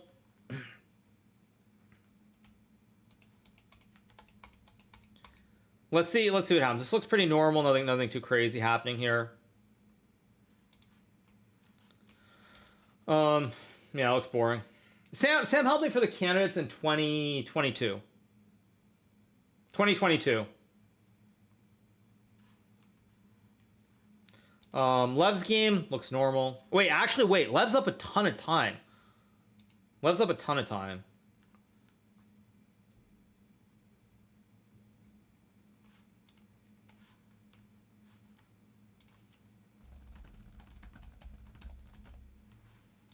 Right, like a light.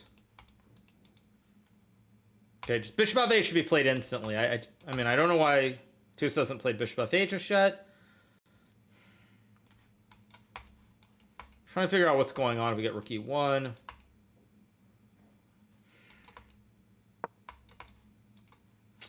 Don't like the position, though. But it is what it is.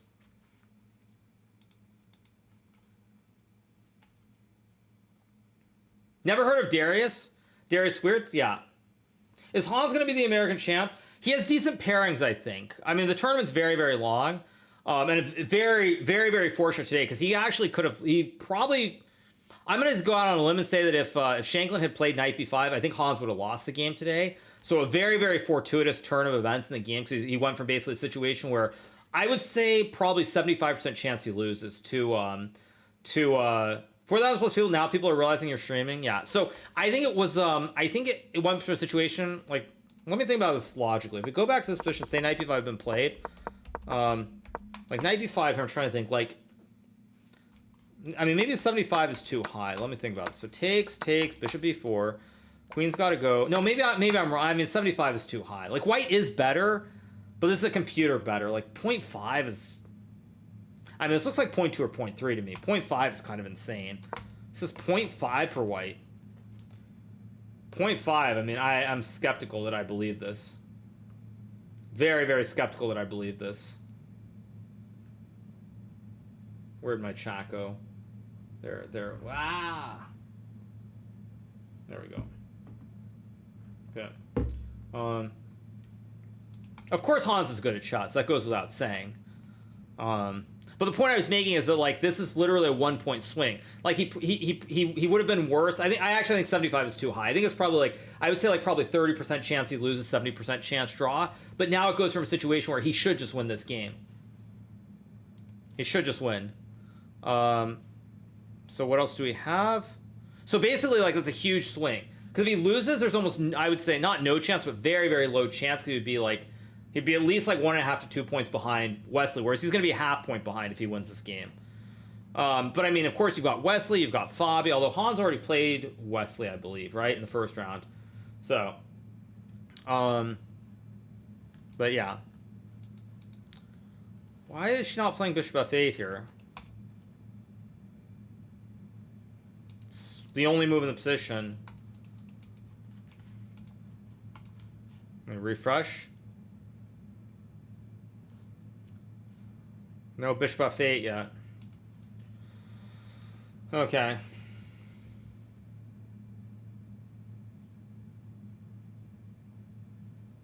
So, why is the 5W champ playing this tournament? I already spoke about it. I mean, my wife has had great positions in every game, by the way. She's had great positions in every game.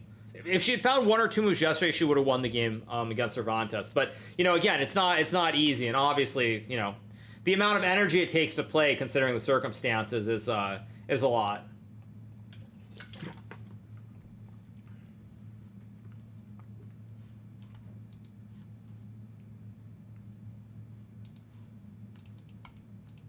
But, you know, like I would say, like I would say, though, when my wife asked me about the tournament, like, you know, if she wants to play, if her dream is to play these tournaments, I will never say no to that. Say no to it. So it is an important point.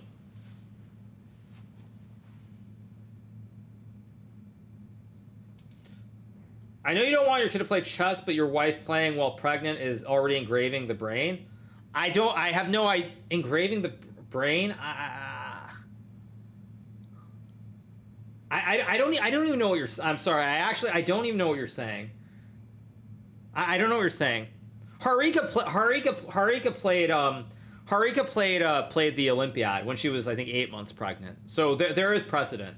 But yeah.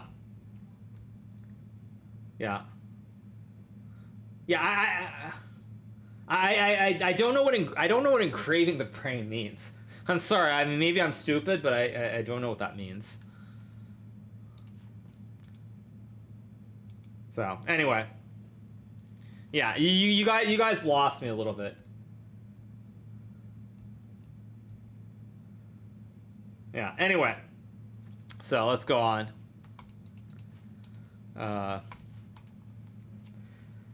When will Hans stop hating you? I mean, Hans has it all wrong, but, like, that's fine. It's life. I mean, what Hans should actually be focusing on is he's making the mistake that a lot of people make these days. And that mistake, very specifically, is that he's trying to pander to a certain audience on the internet, not realizing how basically irrelevant they are. That's basically the problem. And I said it earlier as it relates to something else. So for probably the 20th time today, a lot of people who've been living on the internet, you see all these stupid things that, like, people like Jacob Agard or Mil Satovsky or others are saying on Twitter, and you start to it like warps your perspective of what reality is, and you start to think, oh man, like the chess world, they think what Hikaru is doing is terrible, it's awful. And then of course, you know, for me, when I actually go to the tournament, my file is uploaded, of course. 1 second. 1 second, you guys. Give me 1 second.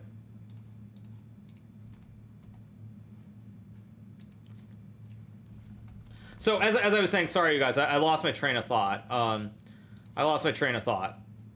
My train of thought was, so you see all this stuff happening on the internet, you start to think that that's actually reality. And then, of course, I go to Prince Edward Island, and as I said at the top of the stream, there are plenty of people who weren't here earlier. This is literally the card that I got. You guys see it? I think you see it. Let me look at the cam. It says happy Canadian Thanksgiving from all of us at the Maritime Chess Festival 2025. And there's a message which I have not read yet, because I'm going to read it on Tuesday when we have our biggest audiences on stream. But there's a message, and then it's literally signed by 60 people on the other side of the card.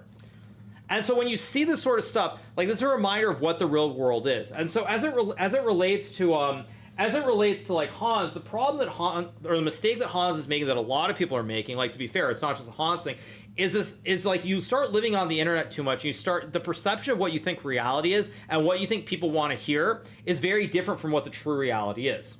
And I would say very clearly on that topic, Like for Hans, what he should be focusing on is he should obviously be focusing on his chess, but he should also be focusing on not saying these things to piss off organizers even further. And that's the big mistake he's making, because he keeps saying these stupid things, and then the organizers see it and nobody wants to have anything to do with him. And it's nothing to do with a mafia or blackballing or anything else. It's that nobody wants to hear this stuff. Nobody wants to deal with this nonsense. It's just that simple. It's just that simple, actually.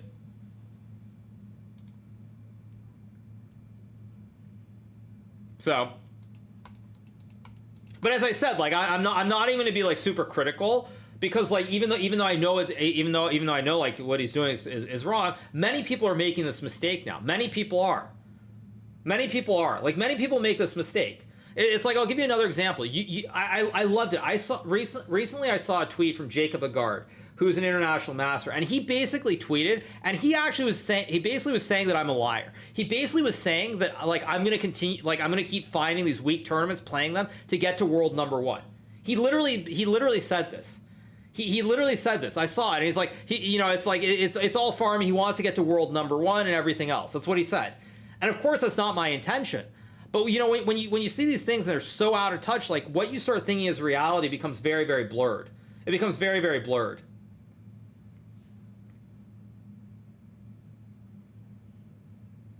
So, anyway. All right, where were we? Andy versus A Wonder still going. Whoa, we got a mistake from Hans? Wait, what?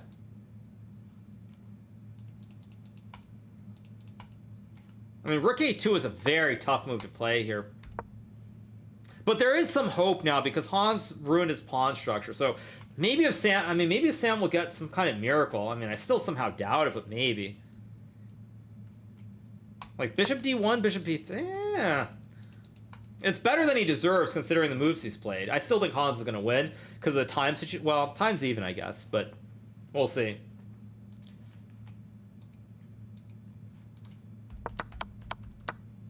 No. Anyway. All right. Really surprised that Hans took with a pawn there, not the queen.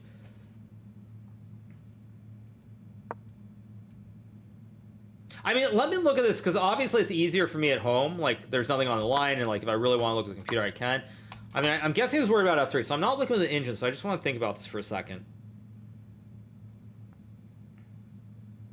As I look, I assume it's Queen H6, right? Yeah, Queen H6 is the winning move. Yeah, best move. Yeah, because after it takes, you take. So, yeah, I mean, that took me all of 30 seconds to find Queen H6. Probably less, actually. So, a little surprised that Hans missed it, but still. And now I'll get this.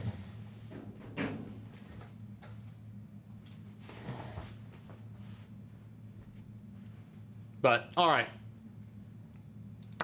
So, wait for more moves in this game. I still think Hans is very likely to win. Fabi drew, right, that was a draw.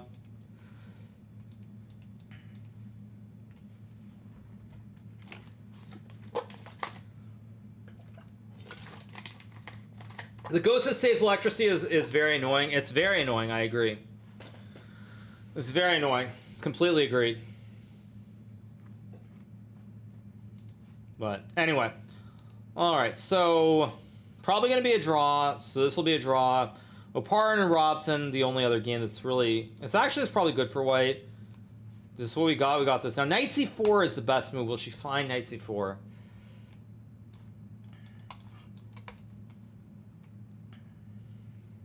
One of the things that's very hard, I've noticed, for players who are lower rated, she's probably going to go Knight C6, which is maybe not that bad. I don't love it, but... Like, how bad is this? Problem is Queen D3 is kind of obvious. If you go G6... How bad is this? This is actually really... Okay, at a GM level, this is bad. At a 2300 level, I'm not convinced this is so bad for black, so we'll see what happens. Still a long way to go. I was right about Fabi bailing out. I mean, when you get out-prepped by someone... When you get out-prepped by someone who's really, really dangerous, it's, you know, it's an unnerving feeling. I'll just tell you, it's very unnerving.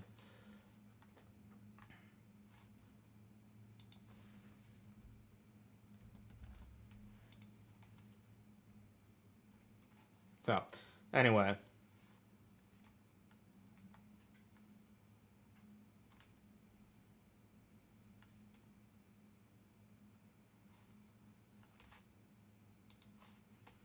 We got rook c2, queen b4. Normal position. Thoughts on Vincent becoming number 6 in the world? No, I think my wife just enjoys playing chess. She'd love to get to IM, but obviously it's very, very tough. I mean, it's very tough. Am I excited for Friday? You mean SCC? Not particularly. I mean, it's another SCC event, like, okay.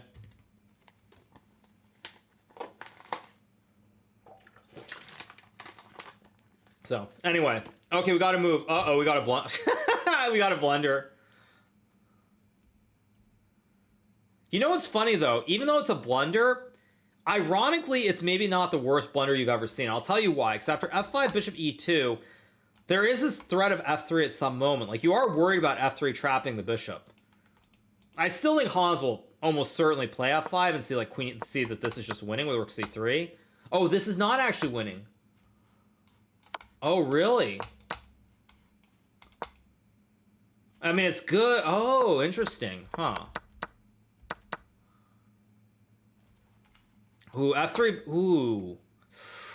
This is tough, actually. I'm not going to lie. This is very computerish. This is winning, but this is very computerish.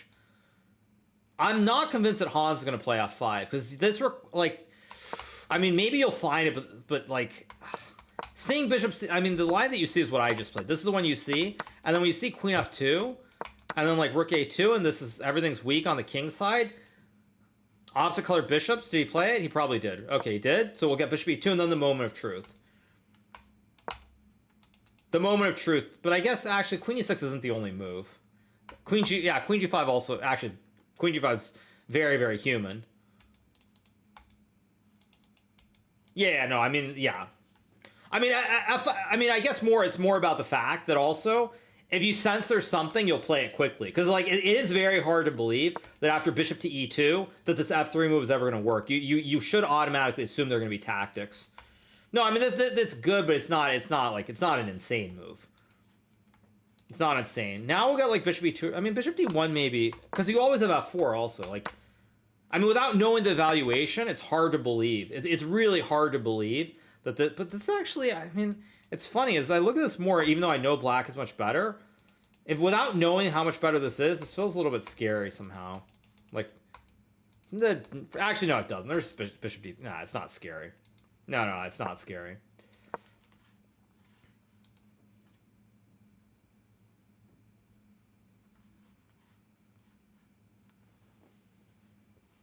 Okay, so Parin, bishop f8 played, probably queen a4 or something. Black Mirror scary? I don't know what Black Mirror means. I'm really curious what he'll play after bishop... not this one, sorry. After bishop e2. Really curious.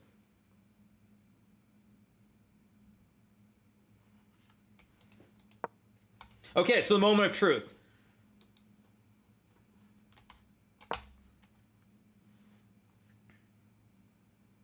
Well, we get queen g5, the moment of truth. If you see bishop c2, it's not hard. But this is a big moment here. Carissa with 1 out of 3 and losing her 4th game, kind of unexpected. Wait, what? Wait, what? Wait, what? Wait, where's her game? Ay, ay, ay, ay, ay. She's actually just losing with no counter... Oy. She's just losing with no counterplay. 90... Oy, oy, oy. Oof. No, I mean, she's not, I mean, she's not gonna defend her title. I think bishop e6 is almost the only move here. A computer wants rook e6? Like, 95, yeah. Too much pressure.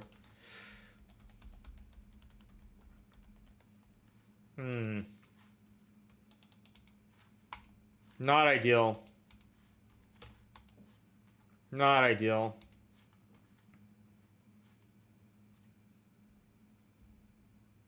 I believe Fabiano might also not defend his title. I mean, if Wesley plays well, Wesley's a favorite. Jennifer, okay, whatever, dude. Grow up, dude. Grow up. But thank you. Grow up. Anyway, all right. So let's see what Wesley. I think Rook C4 is just a draw, right? Rook C4 should just be a draw. Yeah. So where were we?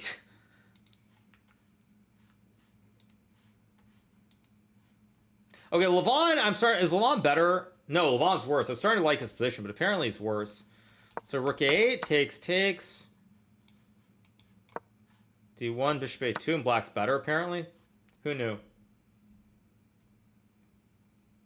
Hikaru, we miss you. Entitled to say what happened. Hope you're good. Oh, I'm good. But the problem is yesterday, traveling is hard. When you go to an island that's so out there, like Prince Edward Island, it's very far away. So basically, yesterday was an all-day travel day.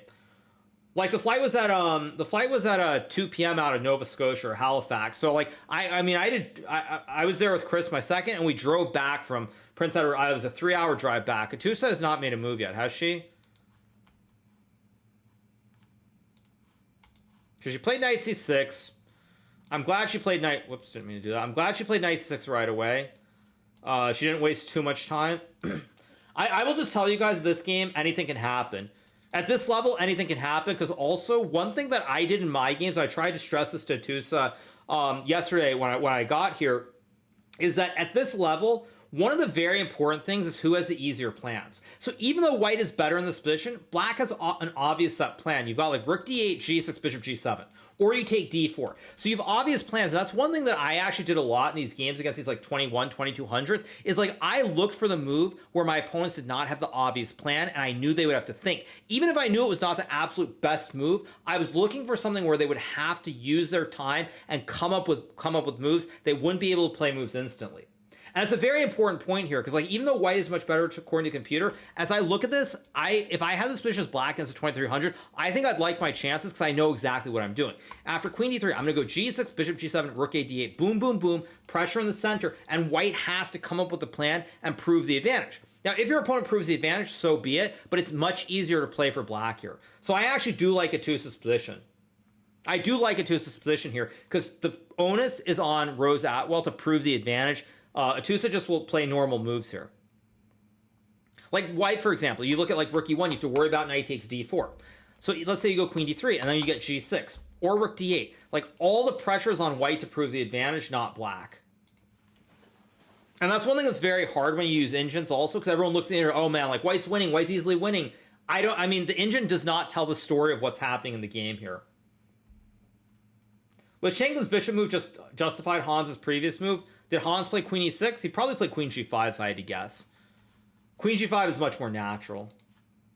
No, Hans did not move yet. I mean, queen g5 is the obvious move, but the reason that I could see Hans not playing queen e6 is that he could very easily suddenly look at this line, and then you're like, wait, what's going on? Somehow I'm not actually winning. Because opposite color bishops, ton of weak pawns, all the juicers are on the same color as this white bishop. And if that happens, you don't see bishop c2, then you're probably going to play queen g5. Of course, you could just see bishop c2. But it is a little bit tricky. Because to me, the obvious line is just a take. And Hans obviously is a good blitz player, so he's going to see this tactic. But bishop c2 is very, very deep and very nuanced. Because after a move like king f2, you're like, wait, my bishop is just hanging for free and the pawn is guarded. I guess now you have f4, so it's not that crazy. But again, always easier at home with knowing it's good to see this versus during the game where you have no idea what's going on. Computer prefers knight g5 at higher depth in which game? Which game? Knight g5 in which game? Knight g5 in which game? I'm confused. Okay, Wesley's game's going to should be a draw? I mean, this should be a draw, but Wesley can kind of try to win this, maybe. Maybe. I mean, I don't think Wesley will, but he could try. I mean, click the wrong button again. But anyway. Now I want a poutine. I did not have any poutine when I was in Canada. No poutine. Oh, you meant queen h5 in the Hans game? Oh, queen g5 is the best move? Okay. Yeah, Wesley's game is going to be a draw very soon. I mean, maybe Wesley will even go rook c3 just to end it immediately.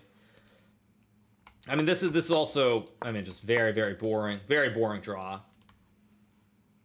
Okay. Did he play queen g5? No move yet. f4 also could definitely be played, but after ef4 is black even better. Bishop, wait, what? f4? Bishop b4 because you have rook c2. How much better is this though? It's not a big advantage here for black, oddly. Learn something new every day. Like, even these games are very tricky, even though you see, like, -2. One wrong move and you turn it from -2 to barely better. That's why computers are so insane at chess, because they just, like, they prove how easy it is. But as a human, you don't see it. Blessing and tons of positive energy. May you have a fantastic stream. Thank you. Appreciate it. Thank you. If Hans plays queen e6, he will win this game. I'll say that with near certainty. I think f4 or queen g5 are both much more likely, in my opinion. Like, f4 takes bishop b4 does actually make a lot of sense. If he sees bishop c2 with the idea of f4, he will win this game.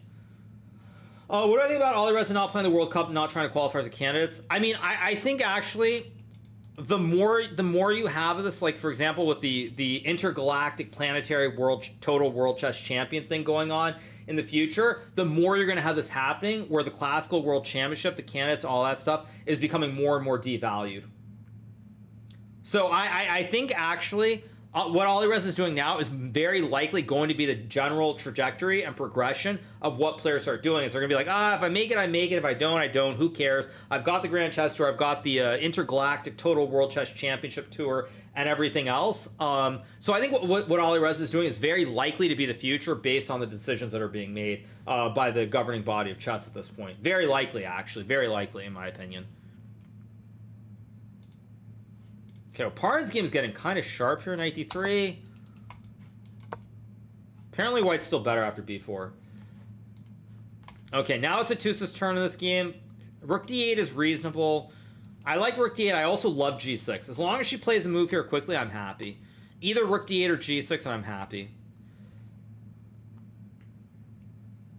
Are they going to scrap the classical championship and just do the super mega championship? The Super Mega Pint Championship? I don't know. No idea. I think Atousa should go g6 here. That's what I would play. Just play it quickly. Try to not fall too far behind on the clock here. But being the world champion carries some weight.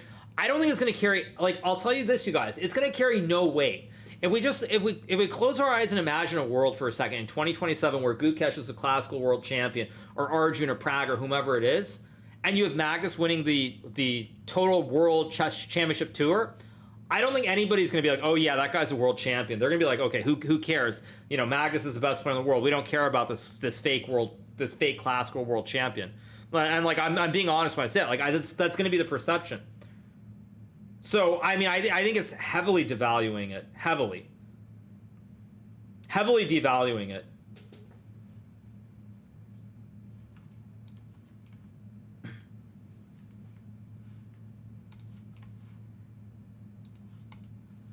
Makes you stronger.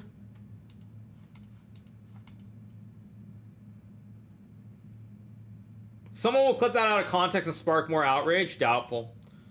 But yeah, I would just say that, I mean, I think everybody already thinks Magnus is the real champ.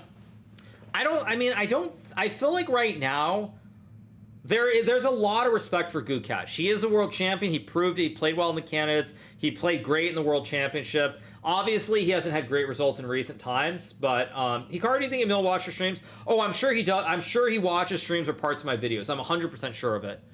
100% sure. But the problem with Emil is that a lot of decisions are based off of what he's reading on the internet. Like, can you imagine? I was actually thinking about an analogy the other day. It's like, imagine that Adam Silver is reading about, like, fans complaining about Kevin Durant or somebody in the NBA. And he's like, okay, you know what? These fans, they know what they're talking about. We need to punish Kevin Durant. Like, legitimately. Like, can you imagine if Adam Silver were doing that? Because that's what's happening in chess. Literally, that's what's happening in chess. Like, it's the stupidest thing you've ever heard. It's the most ridiculous thing you've ever heard.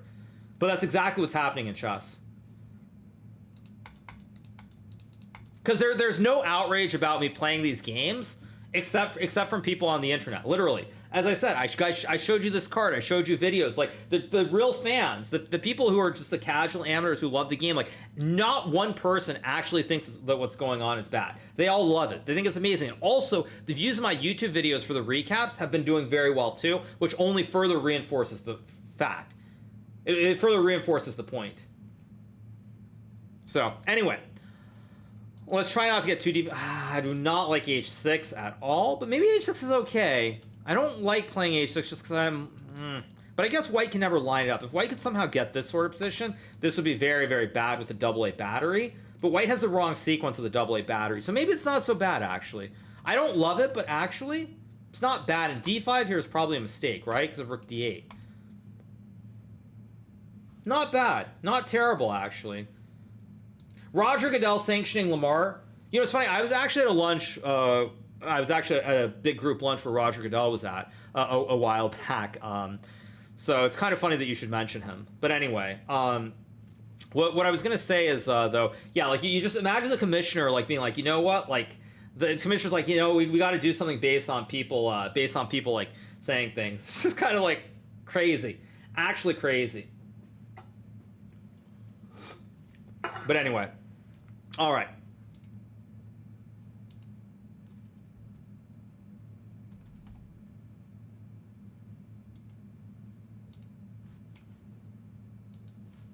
One second, you guys. Apparently my mic is pretty bad, so let me add a filter.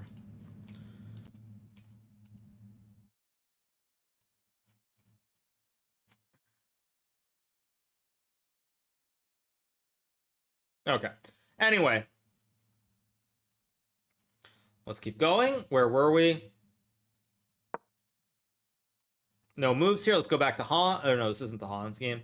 Did Hans move yet? I guess everybody's going to tell me if he played it. Hans did not move yet. Like I said, if you don't see Bishop C2, it's not an obvious move. Not an obvious move at all. But anyway. But yeah, so for anybody who's watching, like, I mean, to me, like, that kind of sums up a lot of what's wrong with the world of chess. Is that when decisions are being made based off of what people are seeing on the internet or on Twitter or Reddit or wherever, like, that's really, really bad. Like, the actual people in positions of power should not be making decisions based off of those sorts of things. And that's unfortunately how things are.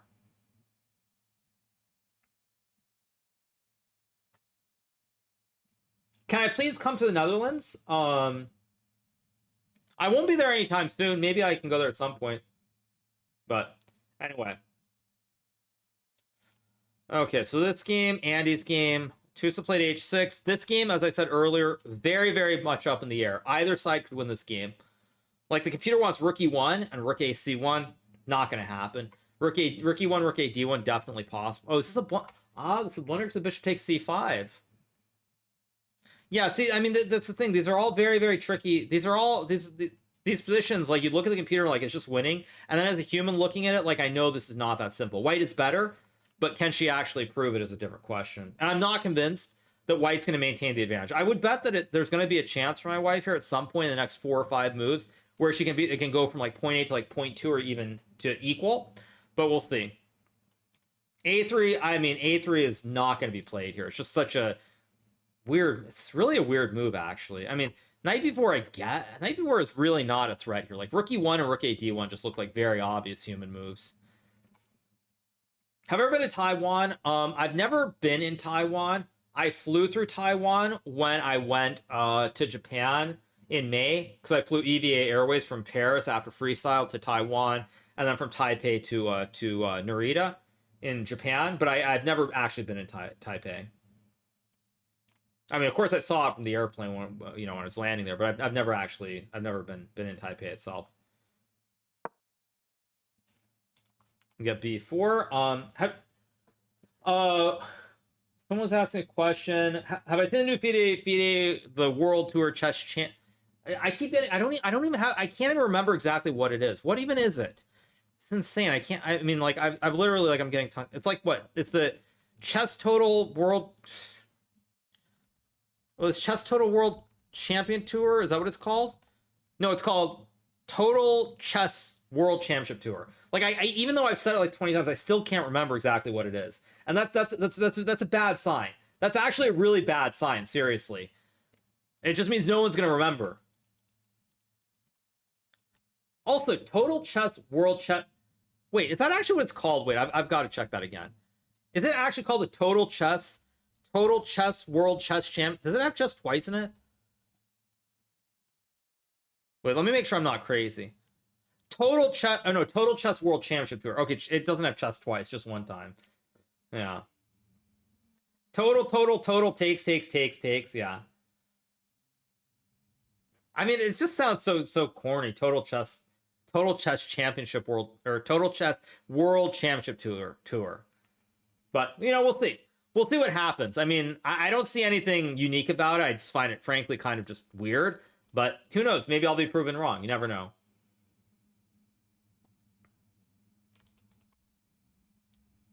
Okay, knight c7, probably rook c8. This is going to be a draw, I think.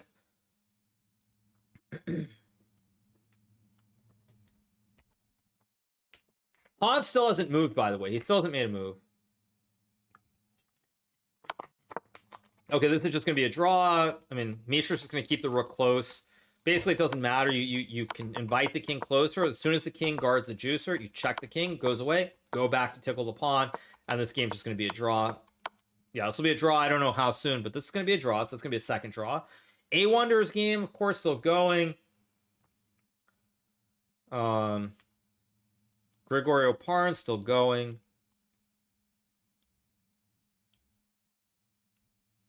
Horrible for the publicity event to keep the title the tongue twister. I mean, they can change it, obviously. It doesn't have to be that. But I just find it weird, like total chess world championship, like total chess, like it's just like chess is one of these games where like I was thinking about like, you know, grand chess, or like chess usually is like these regal, very old school, very like classic royal traditional type names for things, and total chess just sounds so strange to me. It sounds really strange to me. Total mental breakdown, total mental letdown, total mental lockdown. Yes. Like I was just saying about chess, you've got games like or not games. You've got things like not games. What was I gonna say? You've got all these great openings with like really regal classical names, like, you know, the Italian, the King's Gambit, the Sicilian. You've got all these like really regal things, and you like total chess. I mean, like ultimate chess sounds kind of sexy. Like ultimate chess sounds sexy, right, you guys?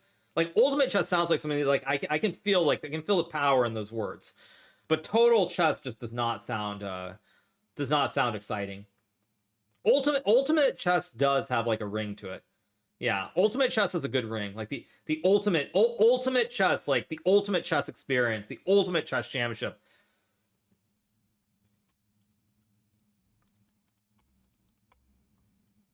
Anyway, but we'll see.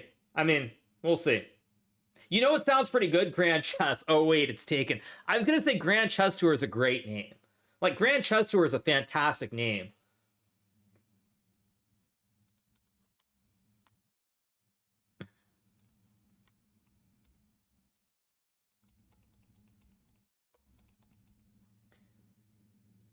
The Ultimate World Chess Championship makes World Champion look like a noob. I mean, it's going to invalidate who the World Champion is unless somehow Magnus decides to actually play proper classical chess again or something. Like, it's going to invalidate the World Champion, too. Why didn't FIDE just collaborate with the Grand Chess Tour? I don't know. I mean, I don't know. I could speculate that there's probably something involving money, but I don't know. I mean, that's my best guess. There's probably something like, probably Norway Chess was willing to give FIDE like $1 million to, you know, to have the rights to call it the World Chess Tour Championship, Total World Chess Championship Tour, World Chess. It would be Total Chess World Champion would be the winner. Total Chess World Champion. They probably gave him like $1 million or something to call it that, is my best guess. But that's speculation. I have no idea on that at all. That's just purely a guess. Whereas probably the Grand Chess Tour was like, no, we're not going to give you $1 million to do that. So, anyway. All right. Oparin's game looks pretty normal. Hans still has not played Queen E6. Hans is getting kind of low on time, and I mean, I still think he should win. But if he doesn't see, like, this is the problem. It's so easy at home when you don't have the computer to be like, it's just winning easily, anything wins. And then in the game, you're like, uh-oh, my big wooden shield here is going to get trapped by f3. Because I can guarantee you that Hans 100% thought queen e6, f3, and he thought this was probably just like GG on the spot. And then he missed queen f2. And then he missed queen f2, and then he's like, suddenly he realizes that this is actually very, very tricky. And then you have to reset, and you're a little bit unhappy because you thought you had a clean win, and then you have to look for something different. And then you start to become a little bit unsure of yourself as well. I still think he's going to probably find a good continuation and win the game, but he's getting a little bit low on time, which does show that there's something that he thought was just clean, and it was not completely clean. I suspect it was queen e6, f3, bishop f3 they thought was good, and then he realized it's actually not that clear at all. Okay, so we've got, what do we have? 1, 2, 3, 4, 5, 6. 1, 2, 3, 4, 5, 6.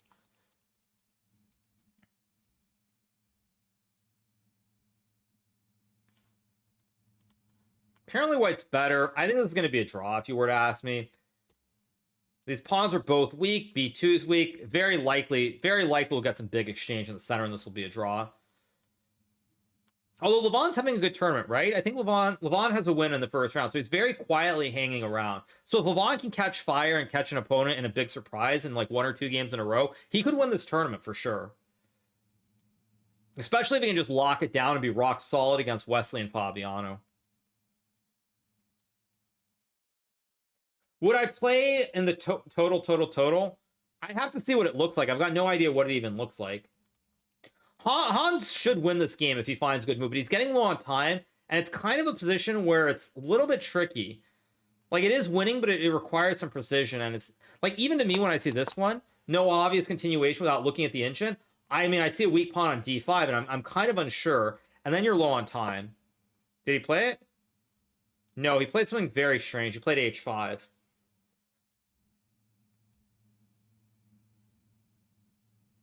Takes, and then what? Yeah, I mean, h5 is a move that I understand, by the way. I understand h5 because, like, he's worried about the bishop. He's worried about his bishop on e4. And now f3 would actually be losing, right? This problem... Or no, this one's also not clear. This is not there. Takes, rook a2. But maybe it's... Wait, is this losing anyway, rook c3? Oh, bishop d3. That's a very easy move to miss, by the way, for both players. I would not be shocked if Sam plays f3 very quickly and he misses his rook c3, bishop d3. He's either going to play f3 and blunder the game here, or he's going to play bishop takes h5, and it's going to be very interesting. I don't think he can play any other move. He's going to go f3 or bishop h5. But is this just winning? Oh, no, this is not.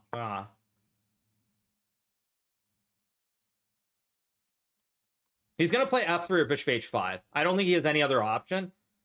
Let's see if Sam uses time, because if Sam does not see this bishop d3 tactic, he will blunder the game with f3. If he sees bishop d3, he'll probably just go bishop h5 and the game goes on.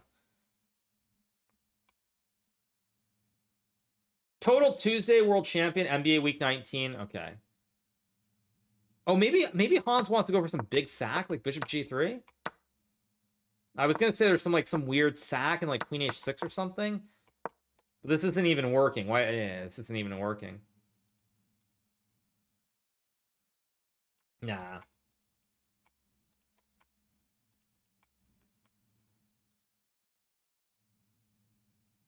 So 2 draws, likely 3 draws with Levon's game.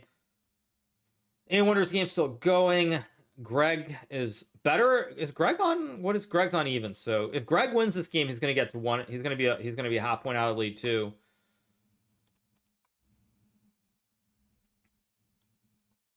Why is bishop d3 good? Because white's position collapses. If Sam sees this trick with bishop d3, he'll probably play bishop takes h5. But if he doesn't, this is just GG, right? Because king f2, f4. Oh, yeah, see, this is just brutal. And takes, there's like, then there's queen h4. Or, I guess rook e8. Actually, to be honest, this is not easy to spot. I'm going to make a bold prediction. I think if Sam plays bishop takes h5, he's not going to lose this game. That's my bold prediction. I think if he plays bishop h5, he's not going to lose this game. I think if he doesn't play bishop h5, he's going to lose this game. Because I think after bishop h5 with Hans' time situation, no obvious moves, this becomes a lot trickier to play for Hans. Very, very tricky to play. Any other move but bishop h5, and Hans will win this game easily. Okay, Andy's game. So we really don't have many exciting games. Let's see my wife's game. I don't like knight e7, but... I mean, I guess she's going to go rook d8, rook d1, and knight g6 or something. But see, now white's moves are too easy. Now black has to find a plan.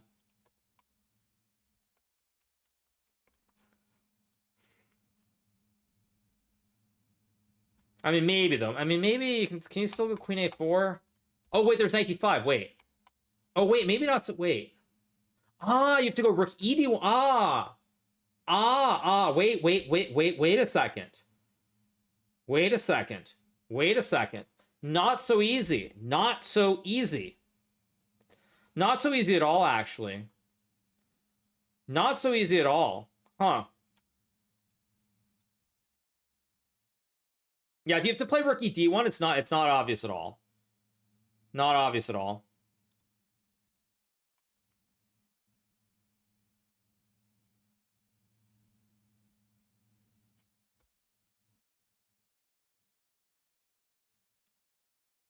Am I happy about the SCC finals being in person? I don't want to sound cliche, but I literally don't care. Like, I don't care. That's my general takeaway.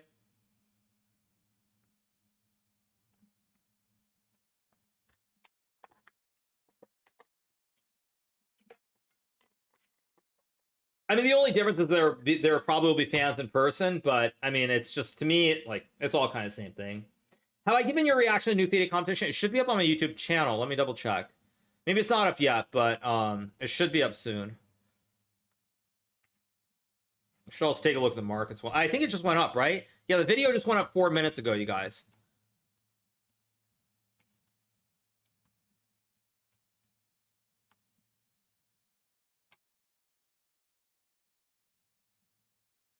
Market looks like it was a decent day for me in the market.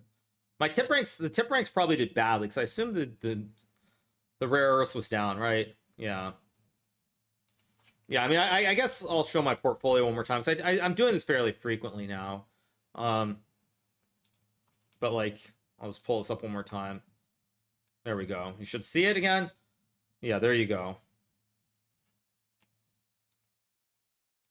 Yeah, I mean, 7 out of 10 are up. Here's the overall performance of the ones that we hold in the portfolio. There's United States rare earth minerals up 65% in 13 days. I mean, 65% in 2 weeks is ridiculous. There's Intel as well, which is up small. There's Robinhood up 15%. There's also MP, which I mentioned when we initially started, up 50% since September 16th.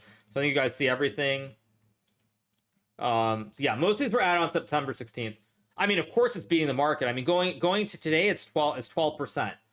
I mean, 12%. I don't know what the market is up, but like you're forgetting the market had a day on Friday when we're minus 3%. Oh, come on. Where is it? Oh, it's under the light. Ah, I got it. It's under the light. Sorry, I don't have to get up. I just need to go under the light. Okay, I don't have to get up. I just figured it out. But anyway, all right. But yeah, so that was just the whole point. I'll put this link in chat. I have chat somewhere, I think. There's chat. I'll just put this in chat for anyone who's curious. Just put that in chat. But anyway, all right, let's get back to the games. Am I sponsored by Tip Ranks? Yes, I am. Okay, let's get back. What happened? D5 played. Okay, rook a d8 should be played instantly. Play rook a d8. Come on, let's go.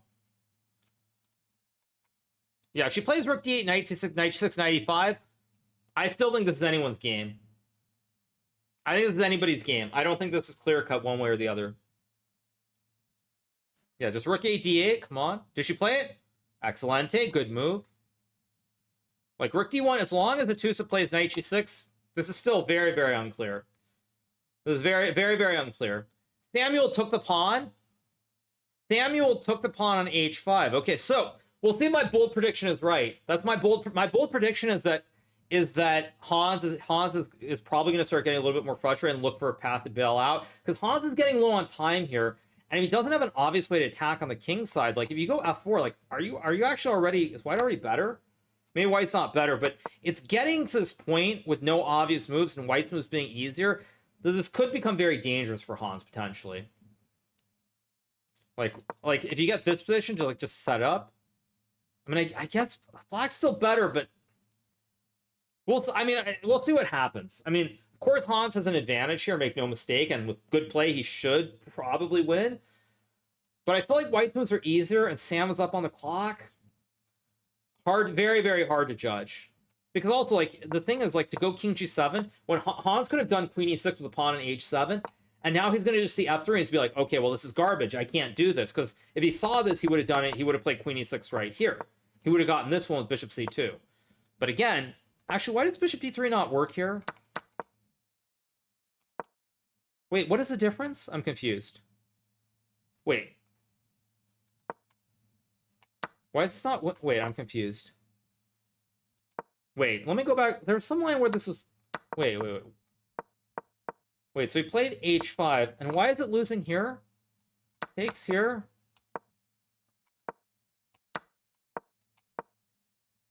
Queen h4 is...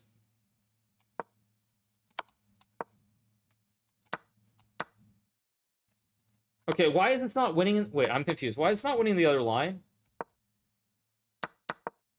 Like, so... Oh, because here... Oh, I get it. Because there's no queen h4. That's why. So in this line, when you reach this position, rook e8, bishop d2, there's no queen h4. That's why. Because the queen's on e6 versus e7. That's why.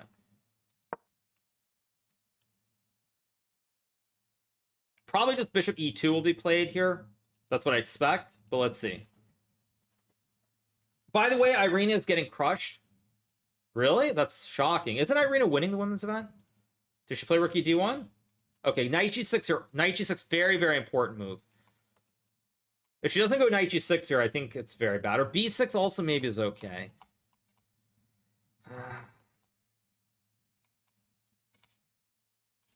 Maybe this is okay. Actually, maybe this is okay too. Okay, so b6 or knight g6, gotta go one of the two. Hopefully she'll... I prefer knight g6 very slightly. Queen a4 is a very tough move to play. I don't expect queen a4, even if it's the best move. One of these two moves I think will be played for sure. Knight g6 doesn't lose a pawn, because after takes, you win the pawn on c5, and your queen covers the checkmate on g7. So it doesn't actually lose a pawn.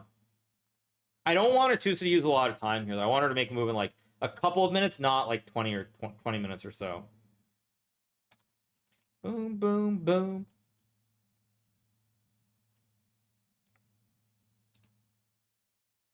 Boom, boom.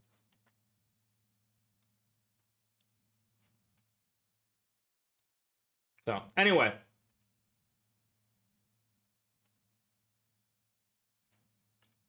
Tricky positions, though. And all these games are very, very tough positions. Like, bishop e2, of course, completely fine as well for Shankland. Knight e4, kind of a strange move to play here. Apparently white's okay. Wow, white's okay. Oh, shoot, bishop e... Huh. Strange. Knight e4 I'd be shocked by. If Sam plays knight e4, I would be stunned. Actually stunned if he plays knight e4. He plays bishop d1. Very logical move, by the way. Very, very logical move.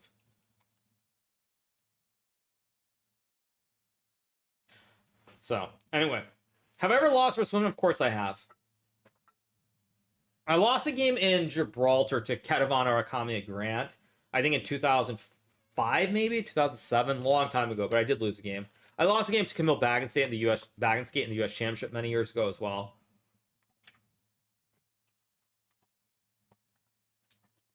I really don't like bishop d1, by the way. Like, I would have gone bishop e2 here. I mean, I guess it doesn't matter. Hans would have played rook h8 anyway, but I really somehow don't like bishop d1. Tough position, because now rook h... Is rook h... If you play bishop, is rook h2 actually winning? Not rook h3. Is it actually winning? Oh, no, it's not. There's knight e4 first. But if you sack... And sack... Because if takes, there's queen h4 checkmate with the classic right triangle. But this is actually... Oh, f3. So even this isn't working.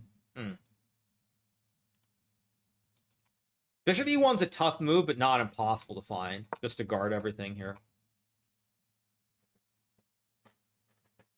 If Sam, I keep wanting to say 7. If Sam Shangley uses his time, I think he will find bishop e1 here. But it's still tough. It's tough for both sides. Tough position. Let's go back. What did Atousa play? Atousa played knight g6. I'm very happy to see that move, actually. Even if it's not the best move, I'm happy to see it. Because now there's knight e5. Now there's counterplay. This is not trivial. Like, I'm actually wondering why the computer thinks white is so much better here. And this is so much better for white? I mean, Hans can definitely win. I mean, the path is narrow for both sides, though. I would say in Hans' game, somebody is going to blunder. And whoever blunders, like, if Shanklin blunders, Hans wins. If Hans blunders, then it'll probably be a draw.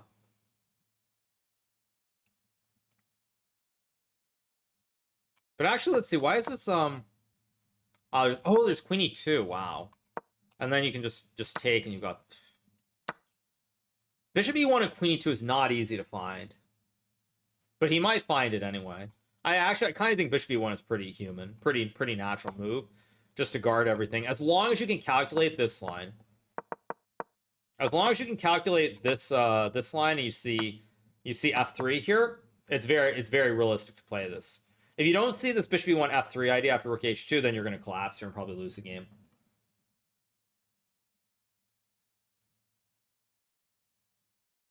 No, bishop e1 is definitely a reasonable move just because you're trying to get all your pieces close. Also f3 here, because now you guard it with the bishops.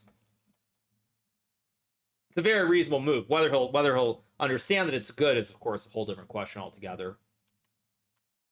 Yeah, it's amazing because after even like this, takes... Like, this is better for black, but not easy. The weak pawns everywhere. Tough position to play for both sides. Okay, Greg, still going. I like it too. I like the fact that Atousa's position is getting into a situation where they're both getting low on time.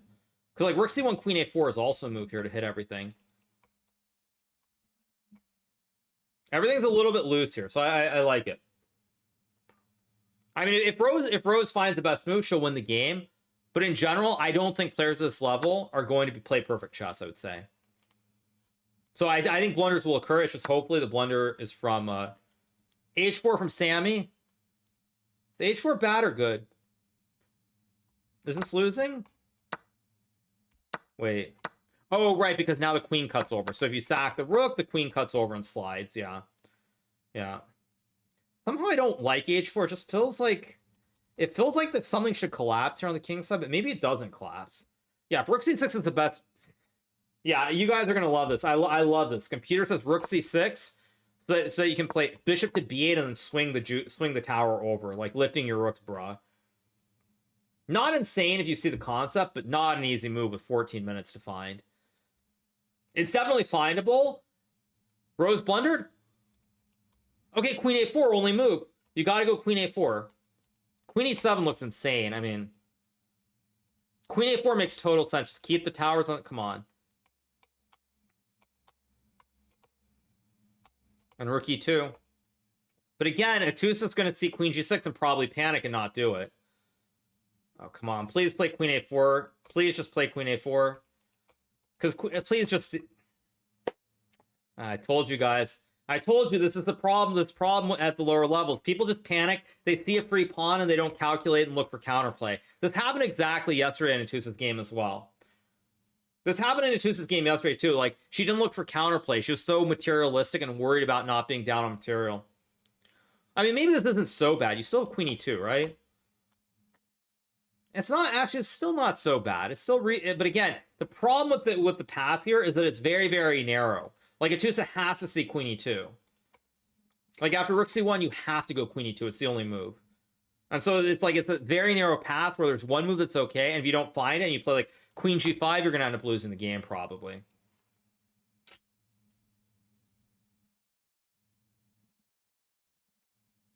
Unfortunately, rook c1 is like the only move here.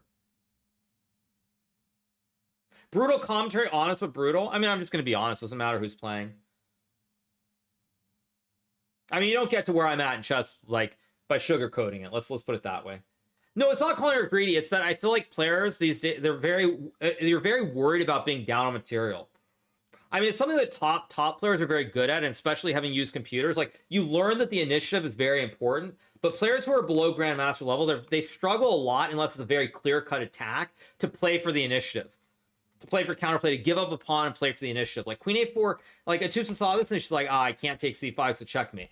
But, like, Rook E2, and now Black's fighting for the big... Black's actually just better here. I mean, you're fighting for the initiative here, because both the juices are weak. Like, Bishop C3, and everything's weak. Like, you're fighting for the initiative, and that's something that I think Grandmaster have gotten very good at doing. But players who are below Grandmaster, they're not good at it. They're not good at playing for initiative. It's not a very obvious, straightforward attack. Now, Queen E2 is the best move. Will she find Queen E2 or not is the question. It's a very... I would argue Queen E2 is a very obvious move here. And the thing is, it's a 50-50. You either go Queen G5 or you play Queen E2 here. Queen E2, to me, is very obvious just because you've got the rooks and everything on the open lanes here. Hans found Rook C6. Not crazy that he found it. I mean, it actually makes quite a bit of sense anyway. So if you see it, because then you know you're bringing everything over. That's why I really didn't like H4, because now all these, you always, with white, you have to worry about all these sacks. Like, you always have to worry about sacks on the king side. I mean, is this just losing? Maybe it's not just losing. But again, like, there's pawns. Like, just an illustration setup. Like, you got some position like this, and I mean, look at all the pieces. They're setting up perfectly. I guess here there's Queen D5 and white's okay, but still, I think you guys get the point. Come on, play Queen E2 here. Do not play... I mean, there are only 3 moves you can play. You play either Queen E2, Queen G5, or Knight E5. And Atousa is a positional player, so I think she'll find Queen E2. Okay, good move. I expect Queen B3 on something like Knight E5 here. Apparently this is bad. Oh, apparently you're supposed to go Queen H5 here. Queen H5, very hard move to find. Very hard move to find. I mean, Queen B3 is going to be played. I would probably bet you like a big amount of money Queen B3 will be played. I mean, I guess you can go Queen B1, but it looks kind of awkward allowing the pieces coming in closer. Queen B3 will be played just because it guards the bishop, hits a diagonal, hits the pawn. And then will she find Queen H5 is the big question.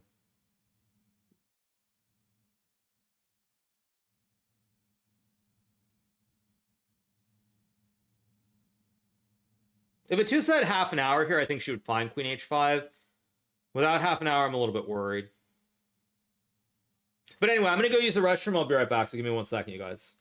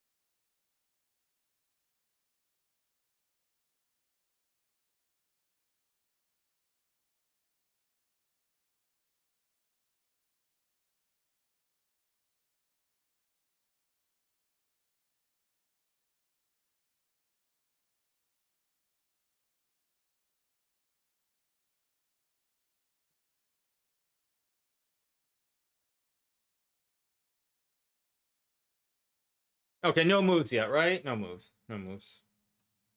Eat some more of my kale salad while we wait for moves.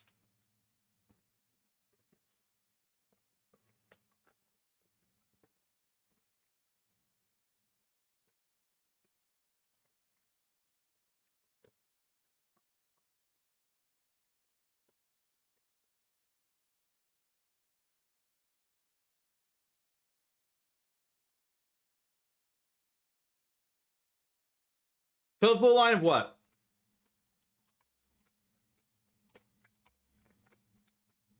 You think she'll find queen h5? Knight e5 is such an obvious move, though. That's what I'm worried about. But whatever, let's get back to this game.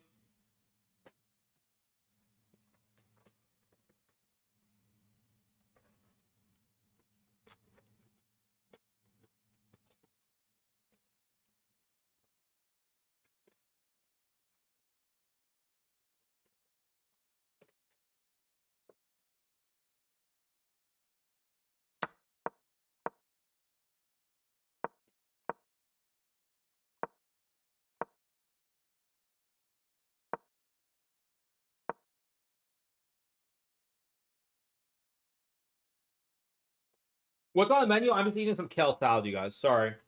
Doing a little bit of mukbang.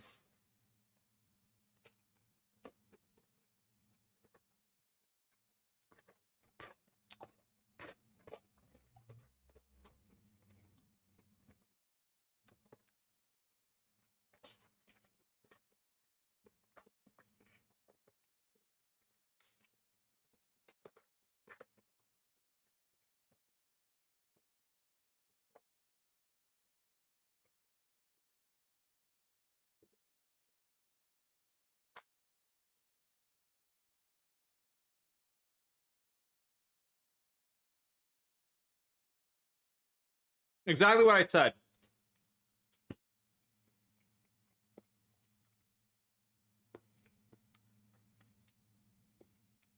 It's what I said. I mean, I told you, like, the line is so thin. That's why I like queen a4, because with queen a4, the onus was on white to find the moves. h4 will never be played here, but king g2 is a very natural human move. I'm not going to go so far as to say the game is over, though. Like, is this so bad? Oh, jeez, because they're... yeah.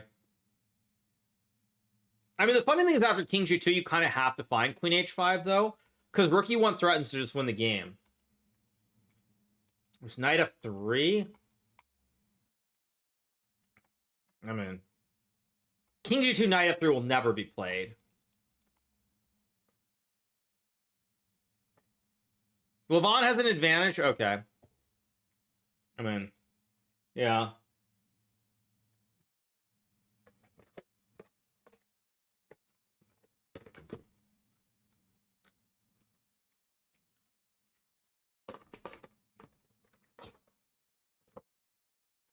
Now, remember, you guys, the games are on a 30-minute delay. Great.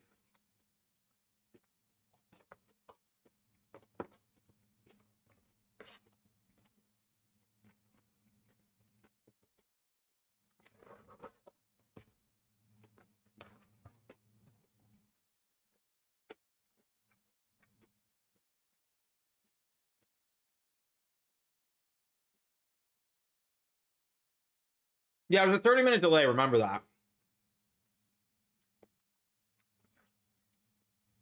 So, game's finished. You're going to spoil us. The game is not over. I'll tell you guys that much. I don't know what happened.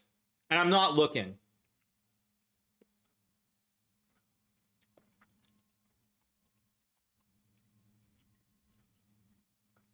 So, if Atousa walks the stream, what would happen? Exactly. I mean, I think she'll play queen h5. That's my best. That's my prediction. What's going on? Samuel, he'll play bishop e1 and try to go queen e2 for sure.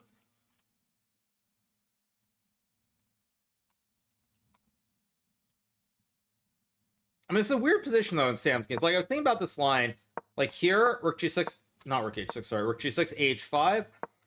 And if you get this position, white's actually kind of okay. Yeah, if Sam finds bishop e1 and queen e2, it's going to be tough for Hans, actually. It's going to be really tough if he finds these two moves to convert this. Like, really hard, because your gut instinct here is that you got to be winning with the attack. But it's actually not that easy. Like, queen d7, not an easy move to find either. Like, it's still good, but it's tricky. It's tricky.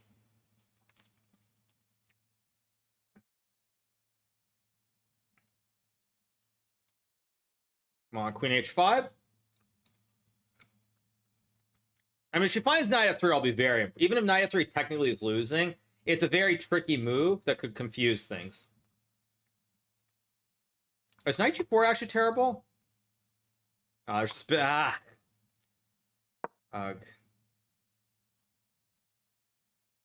Okay, Sam blunders here. Oh, wait, what? Just bishop g3? GG? Wait, actually, wait, why is this GG? Wait. Yeah, this is a tricky one, because this is winning for black. This is winning, but without knowing this is actually a win, this is not easy to go for. I assume Hans will find it. Like, he'll trust his instinct and sack everything. But this is not... If you're not 100% sure, it's kind of hard to do it, because you're so much better even without the sack. But I think Hans will find it. If you were to ask me, I think he will sack on g3. That's my prediction. But let's go back to Atousa's game, because this is actually a critical moment. I mean, there almost are no moves besides queen h5. Like, queen h6 maybe is the move, but, like... Queen h5, I mean... Ugh.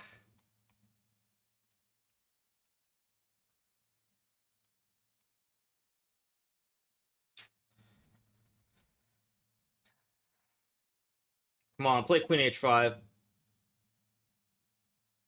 I look more tense than Atousa. I mean, I hate watching other people play, because ultimately, like, I couldn't give a flying fudge about my own results, but, like, I really want to see other people do well, which probably would surprise a lot of people, but it's actually true. Like, these sorts of games, they pain me, because, like, I don't care. Like, I could lose every game for the rest of my career and it wouldn't mean anything, because I've obviously, you know, I've hit the jackpot, like, with streaming and everything else. Like, I've done better than I ever could have done in chess. But it's just like, Karpov blunder? What do you mean? But it's just like, it's just rough.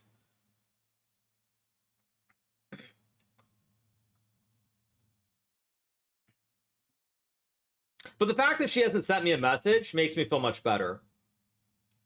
Because I'll tell you what would happen if she had lost this game the way that it could have. She would have gone down to like 1 minute here, and she would have just like blundered and lost already. And she hasn't messaged me, so...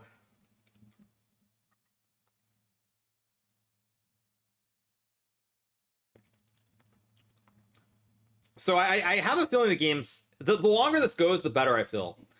No, I'm not capping. I'm not capping, actually. I'm not.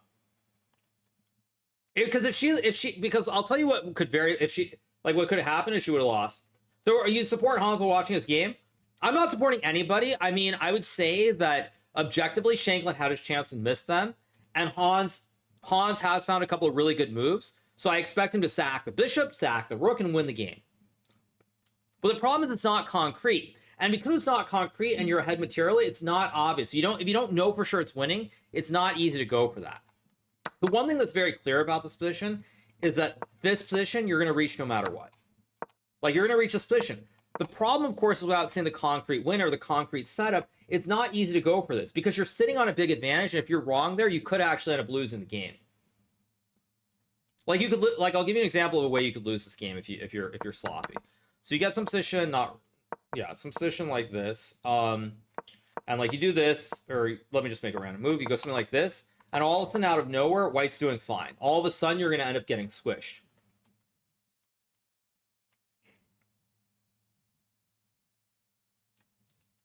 Whereas right now, you're just ahead by a rook for a bishop and a pawn, and white has no major counterplay. So even a move like rook c7 here makes a ton of sense just to sit on the position for a bit longer. It's very tricky.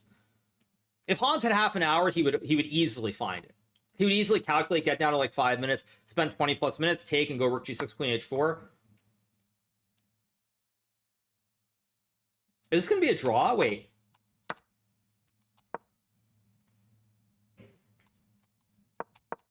Is he going to go for this one?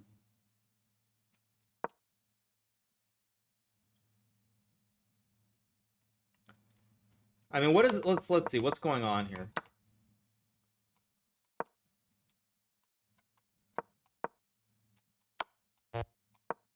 I mean,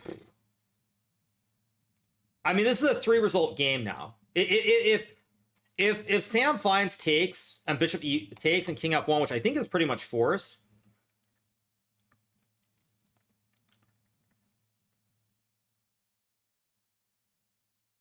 I mean, the problem for Hans here is that Sam has to take. Any other move, you resign the game. I mean, maybe you can pretend that queen takes b7 is fine. Actually, you could definitely... Actually, this one... No, but this one you should... I mean, if Sam blunders this, like, as someone who's still over 2,600, I mean, that's, like, pathetic. I mean, you have to take, and you have to go king f1, and you see that there's a repetition. Shoot, bishop h3 is played. Crud. What about g5?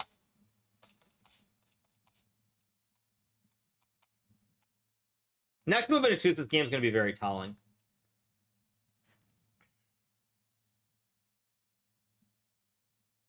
Problem is b6 is the thematic move and it loses to d6 and c6. Like, a6 is almost impossible, I think, for a 2300 to play. g5 I would like. If she plays g5, I'll be happy here. Even if it's not the best move, I'd be happy to see g5. Queen g6 also not crazy either, by the way. If she plays queen g6, there's still good chances. Also, because you threaten queen e4. Actually, I think she should find queen g6 here because of queen e4. Yeah, queen g6 with queen e4 she should find. Come on. Come on, play queen g6. Come on. No, queen g6 is a very thematic move. If she plays queen g6, I think she still has chances. Just because you're threatening this queen e4, like, say white goes, I don't know, like, bishop d4, you check, and then it's spaghetti time. Queen g6 is very thematic. She should find it. Come on, play queen g6.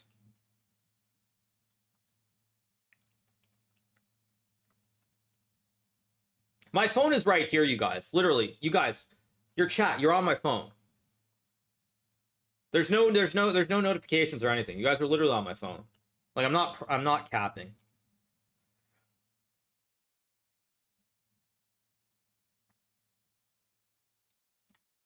Bamba.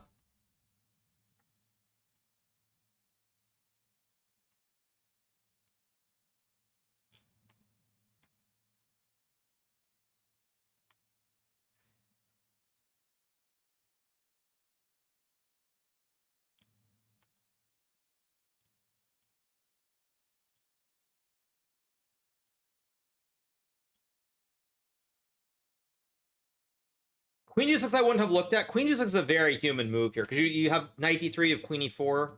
It's a move she should find. Like, she should find it. Sam found king f1. Yeah, bishop to e1, rook to f6, and now that's a big moment. Like, queen c2 is a big moment.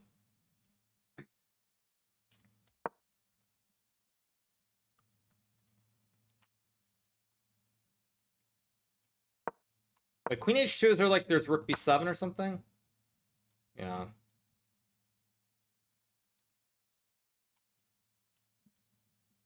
How is this? What's the best move here? Rook f3? Wow.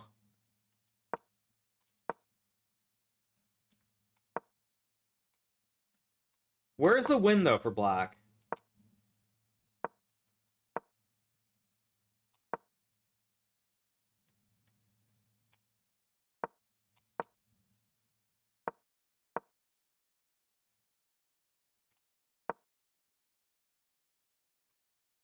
I mean, this is a very tough position to play for both sides. If I'm Sam here, I'm very thankful that I have 16 minutes. Because if this were a game with like 2 minutes on the clock, there would be zero chance of Shanklin defending this. Zero chance of him defending this. Yeah, like rook f6, queen c2, this is going to be on the board for sure.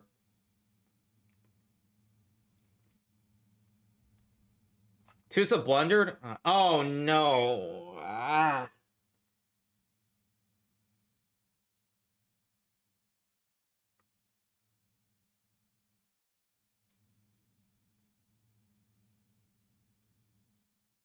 But she still hasn't written me a message, so I'm not convinced. She would have written me a message, I think. If the game were over, she would have written me a message. I mean, I told you guys b6 was the thematic human move.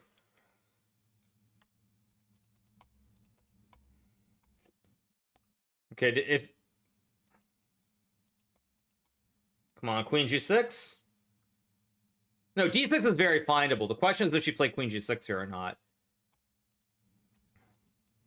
There's still hope if she finds queen g6. That's what I would say. I mean, any other move than queen g6 and she loses, though.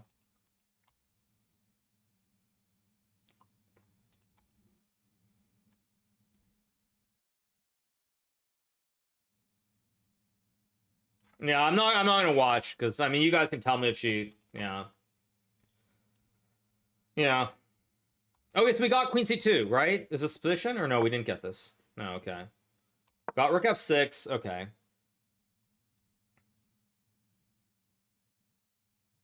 Queen C2 to me seems very thematic, just to activate the queen and the rook, because this is pretty obvious to calculate.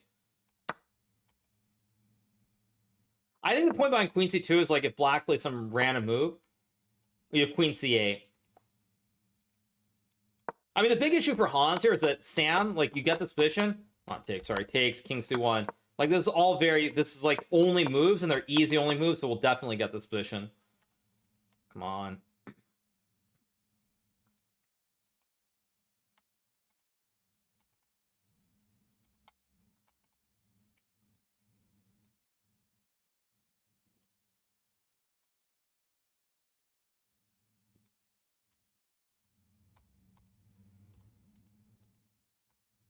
Okay. Why not Bishop D3?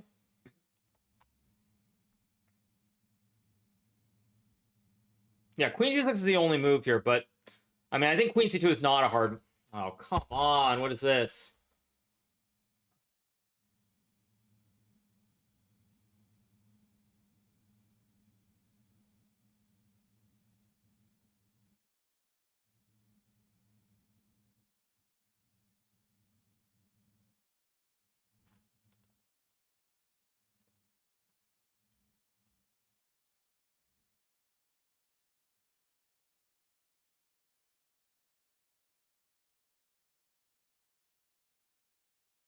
See if we get Queen C2.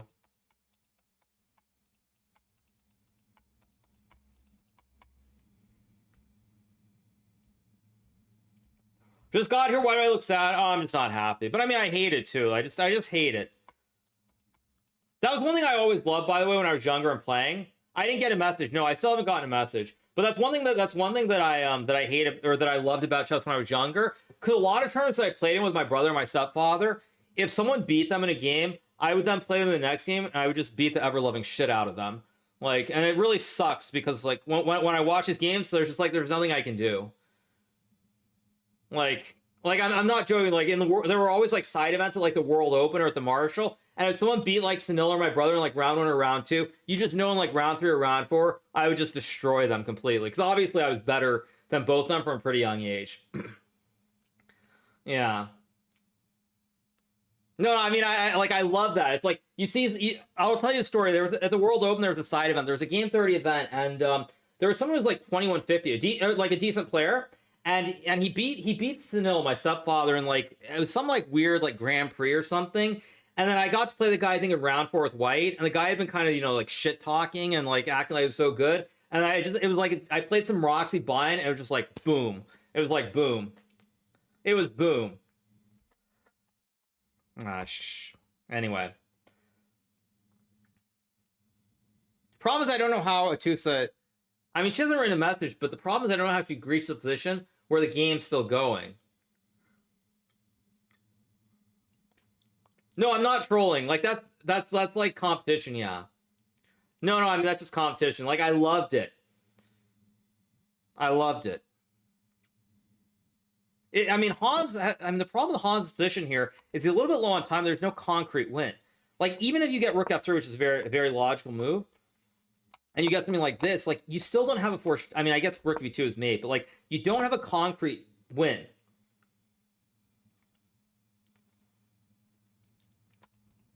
Like, computer says Queen C3 even. Is Queen B2 losing? Oh, there's Rook E3. Wow, okay.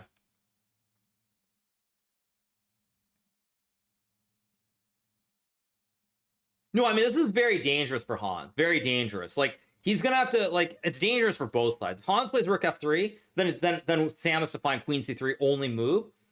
If Hans doesn't play Rook F3 and he does something like Queen H1, like I don't think Hans is gonna win this position. Like I think this is gonna be a draw probably.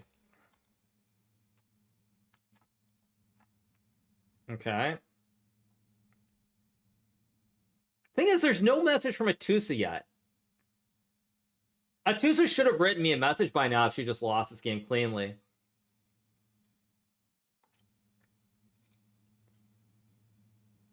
So I actually have some hope. I'm not gonna lie, I've got some hope.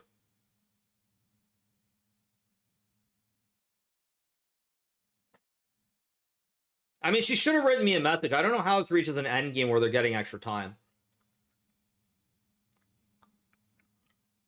No, my hope is that Rose blunders here. I mean, nothing against her, obviously. She's a good player, but like that is my hope. If there's a post-game interview with Atousa, you guys, Atousa would not have lost the game. You see the point?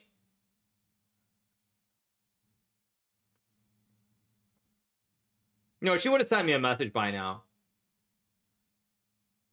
Yeah, because these games are on a 30-minute delay for anybody who's wondering. The only end game that I could see them reaching is something like this. Like something like this. Actually, I don't know. We'll see. I'm just hoping this one time there's a blunder. It's 30 minutes, not 15 minutes. No, it's 30 minutes for the events in St. Louis, for anyone's wondering.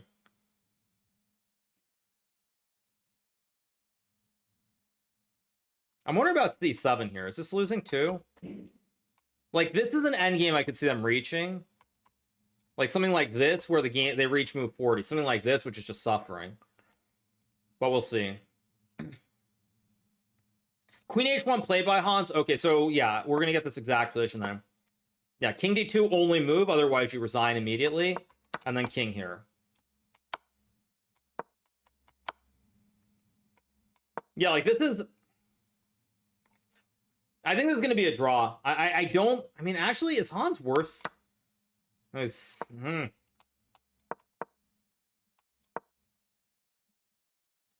this is going to be a draw, assuming Sam doesn't lose his mind. I don't see Hans winning this, because Sam's king is running to safety, King C1. Although Bishop E2 also apparently a move.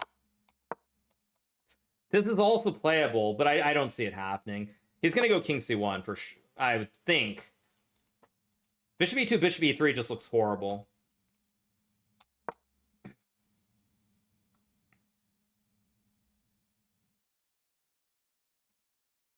Yeah, King C1, Rook C6 with Bishop C3, and then King B2. And White's apparently fine here. Yeah, I mean, Atousa hasn't written me a message, so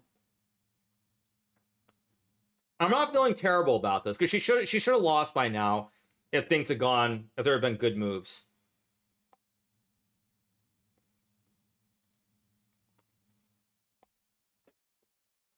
Okay, let's see. Anyway, I got some Kel stuck in my teeth, so give me a second, you guys.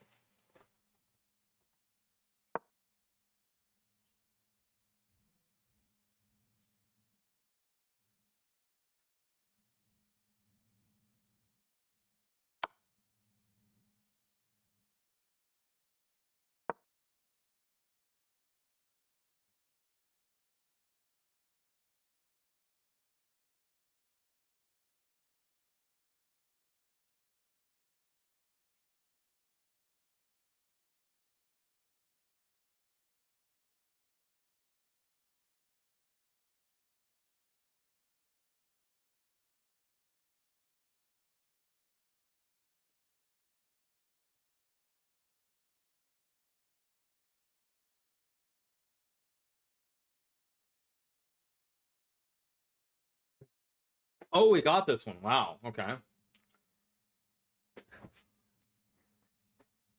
I did not expect this one. I was sure that Sam would go King C1.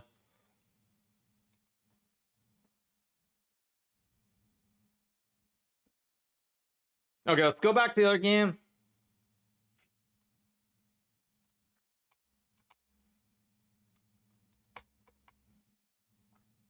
Problem is, I don't know how Atousa is going to survive this, but...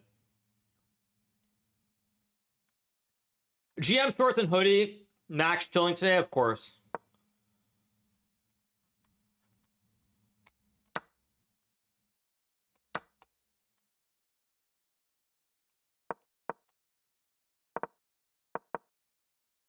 Wait, what? Oh, that loses somehow?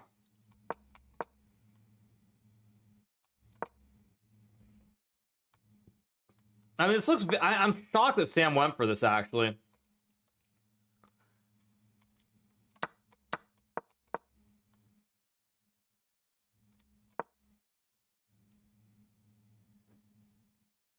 Or they're at move 40, right? So this game's going to go forever, too.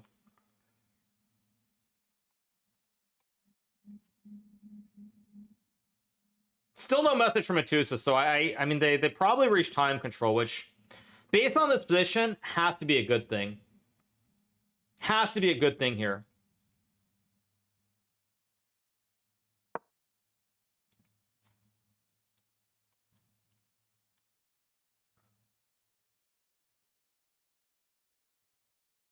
Oh my god, bishop f2 and rook g. Oh my god, Sam. With 13 minutes you play. Oh my gosh. But this comes back to what I said before, doesn't it, you guys? Remember what I said before? I said that Sam, like, he told me when I played in the World Rapid and Blitz, he'd suffered from long COVID, and he's like blindness and fog moments, and he's had multiple moments in this game. He did it for like 3 or 4 moves in a row, and now right at move 40, he does it again. Yeah, I mean, Hans will play bishop f2. Hans will see rook g6. This is not. I mean, it's very obvious. Here, check. Here, takes, and not takes. Sorry, rook g1, and then e3. And I mean, this is obviously just an easy win. Terrible. Okay, let's get back to my wife's game. So that's the one that get rook c8. I mean, I guess is this endgame's losing. But this is a lose. I hope they didn't reach this endgame.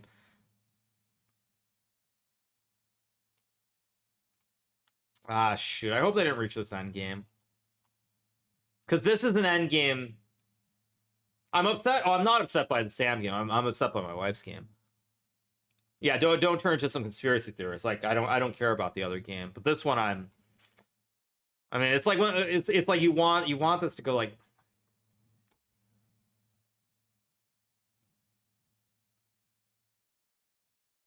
There's just no way to survive. And this is exactly an endgame where you get some position like this, and you reach move 40, and nothing changed.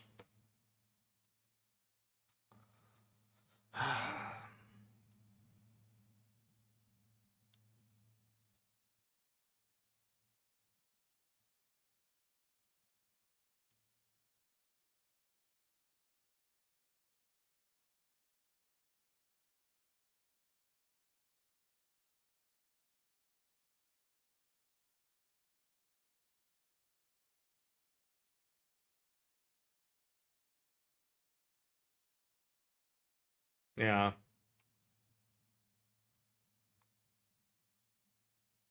No, I'm not. I'm obviously. Yeah. I mean, I don't care about the Hans game, but.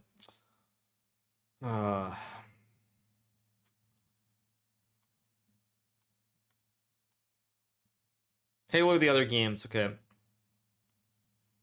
Oh, Parr should be quite a bit better here. Yeah, he is quite a bit better.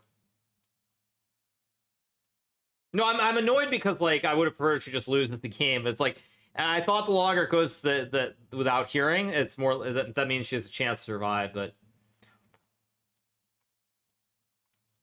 does she take it hard when she loses? I mean, not the way some would think. I mean, at this point, she's not. She doesn't play chess professionally, so it probably doesn't have the same impact. But of course, you never want to lose.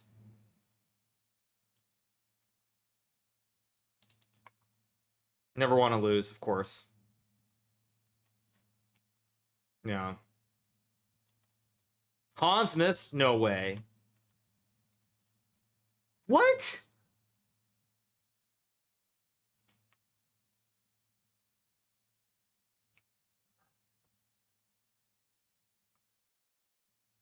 You know what's really sick about this move by Hans? If this was not move 41, Sam would blunder and lose the game here. But because it's move 41 and Sam has an hour on the clock now, he's probably going to find this.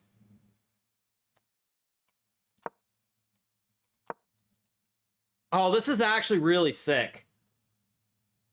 This is really sick. Because this is move 41, so Sam can spend like 20 minutes on this move and take b7.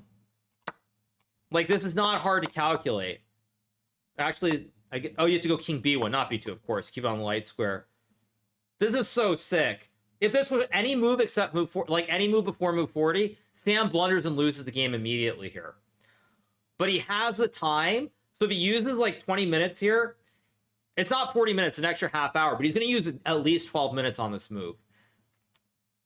But wait, what about bishop h4 here? Oh my gosh, bishop e6. Jeez. Like, this is actually hard to spot. I'll be honest, this is actually hard to spot. To spot this bishop e6 tactic. Not easy. If Sam sees it, though, he'll take. 'Cause I think everything else is just cooked, right? Like, this must be losing, no? Yeah, this has to be losing somehow. But if you can't go queen g4, what else can you play? There's no other move besides rook b7. You just resign. Because king c2, at the very worst, there's rook c6 check, winning the queen.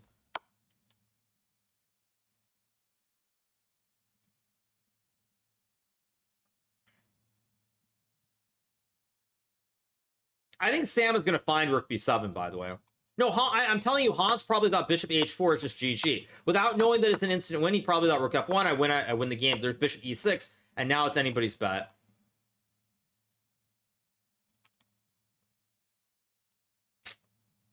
Yeah, there's bishop f4, and...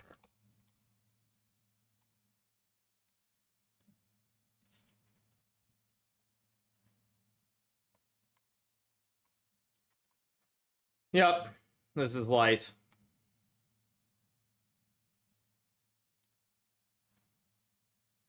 You've got no other move here. Like, if you don't take this pawn, the main issue is that basically no matter what you play, like rook b3 after takes and rooks, there's just this... I guess rook c6 doesn't work right here. But, I mean, you have to know this is winning. Like, there's rook c6, there's queen c1, your king is stuck. It's all very bad. I expect Sam to find rook b7 because it's literally the only move he can play here.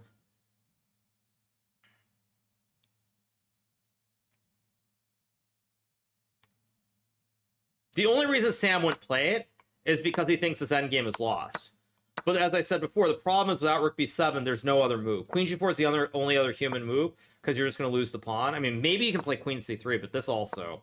I mean, you're just getting crushed. You're getting killed here. Like, instinctively, you have to be losing here.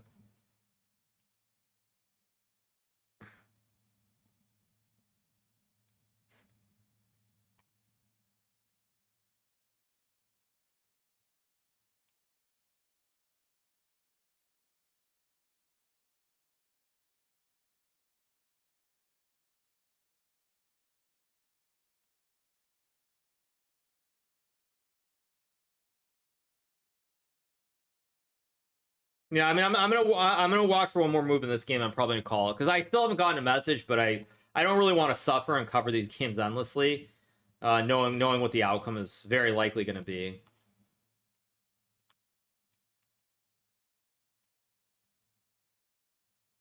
Sam's gonna think forever on this move. So let's see, what else do we have?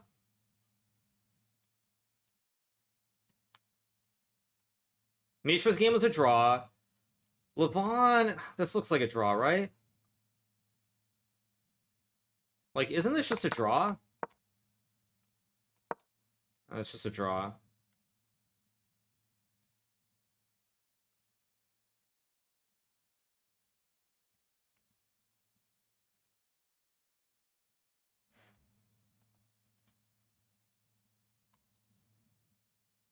So, Andy, 30 seconds. I'll go take a look at the games.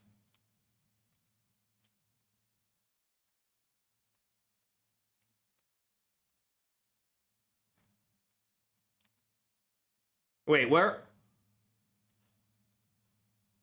Knight c2. Oh, no, they made move 40. It's move 41. No, that's move 41. No, it's move. So, wait. 1, 2, 3, 1, 2, 3. Knight c2.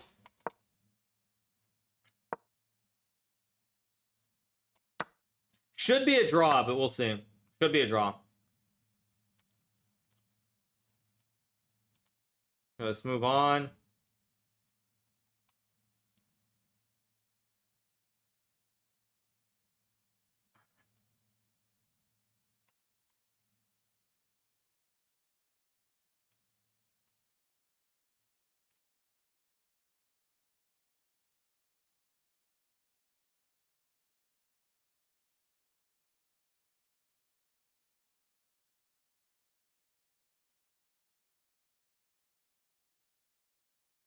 Sam took?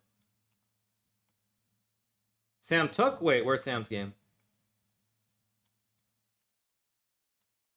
Yeah, I mean, this is gonna be a huge mess. I mean, it's gonna be a huge mess. I have no idea what's gonna happen.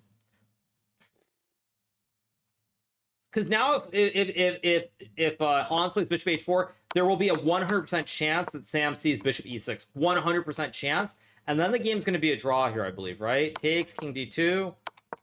Yeah, this is a draw. Chess is so hard sometimes. Like, chess is really, really hard. Like, a really, really hard game sometimes. It's just insane how tough it is.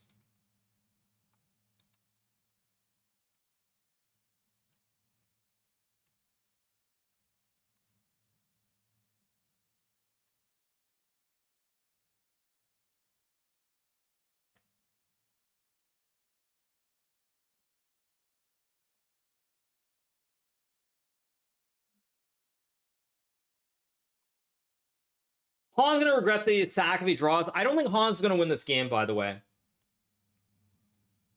I think Hans is gonna play bishop h4. Like, I think he's gonna go bishop h4 and we're gonna get this endgame, and it's probably gonna be a draw. That's my best guess. Because once you see this position, like, without knowing this is good, like, you're already suddenly starting to see the ghosts and the demons and the checkmates everywhere of your own king. I think Han's going to play bishop h4. He's going to see this. He's probably going to spend like 10 minutes and be like, WTF, what's going on here? Suddenly I'm getting checkmated out of nowhere. So I think we're going to get it. I think we're going to get bishop h4 and it's going to be a draw. That's my prediction.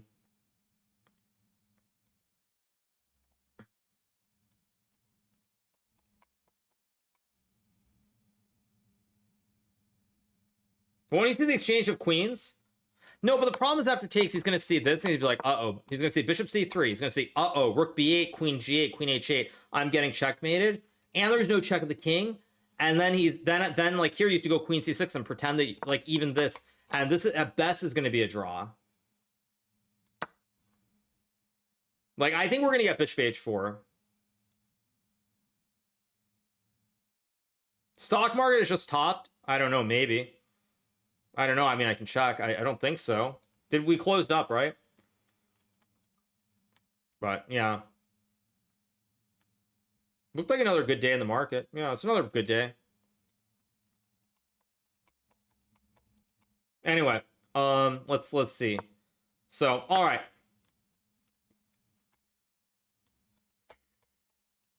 Yeah, not good.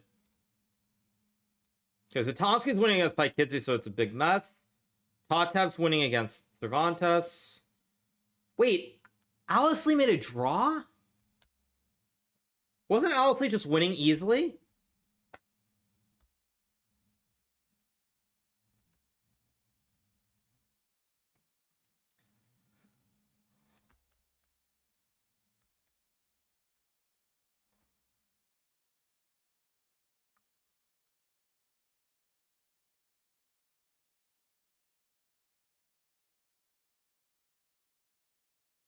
Okay, I mean, what is this?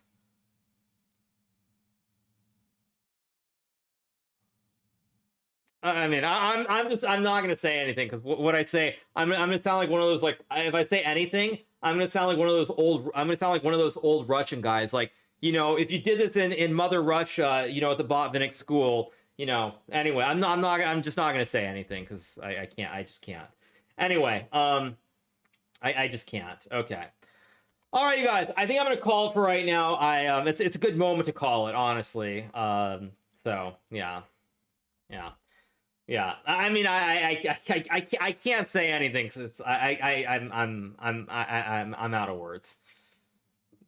I mean, that's so. Anyway, you guys, I'm gonna call it for right now. Han's game is gonna go on forever. Like, this game's probably gonna go on for at least another hour, if you ask me. Maybe not another hour, but it's gonna be a very long game. At least another 35 to 40 minutes. So. Anyway, I'm going to call it for right now, you guys. I will not be streaming tomorrow, but we will be back on Friday. I have my SCC match against Le Quang Liam from Vietnam. Maybe we'll cover the U.S. Championship as well, but I'm going to call it for right now, so I hope you guys enjoy the show. Obviously, we have our new YouTube video up as well, talking about the Total World Chess Champion Tour. I think I finally got it right. Total World Chess Champion Tour. So we have that. So I'm going to call it for right now, you guys. Hope you enjoyed the show. I'll see you on Friday, and until then, keep it real, you guys. Have a good one. Bye. See you guys. Have a good one.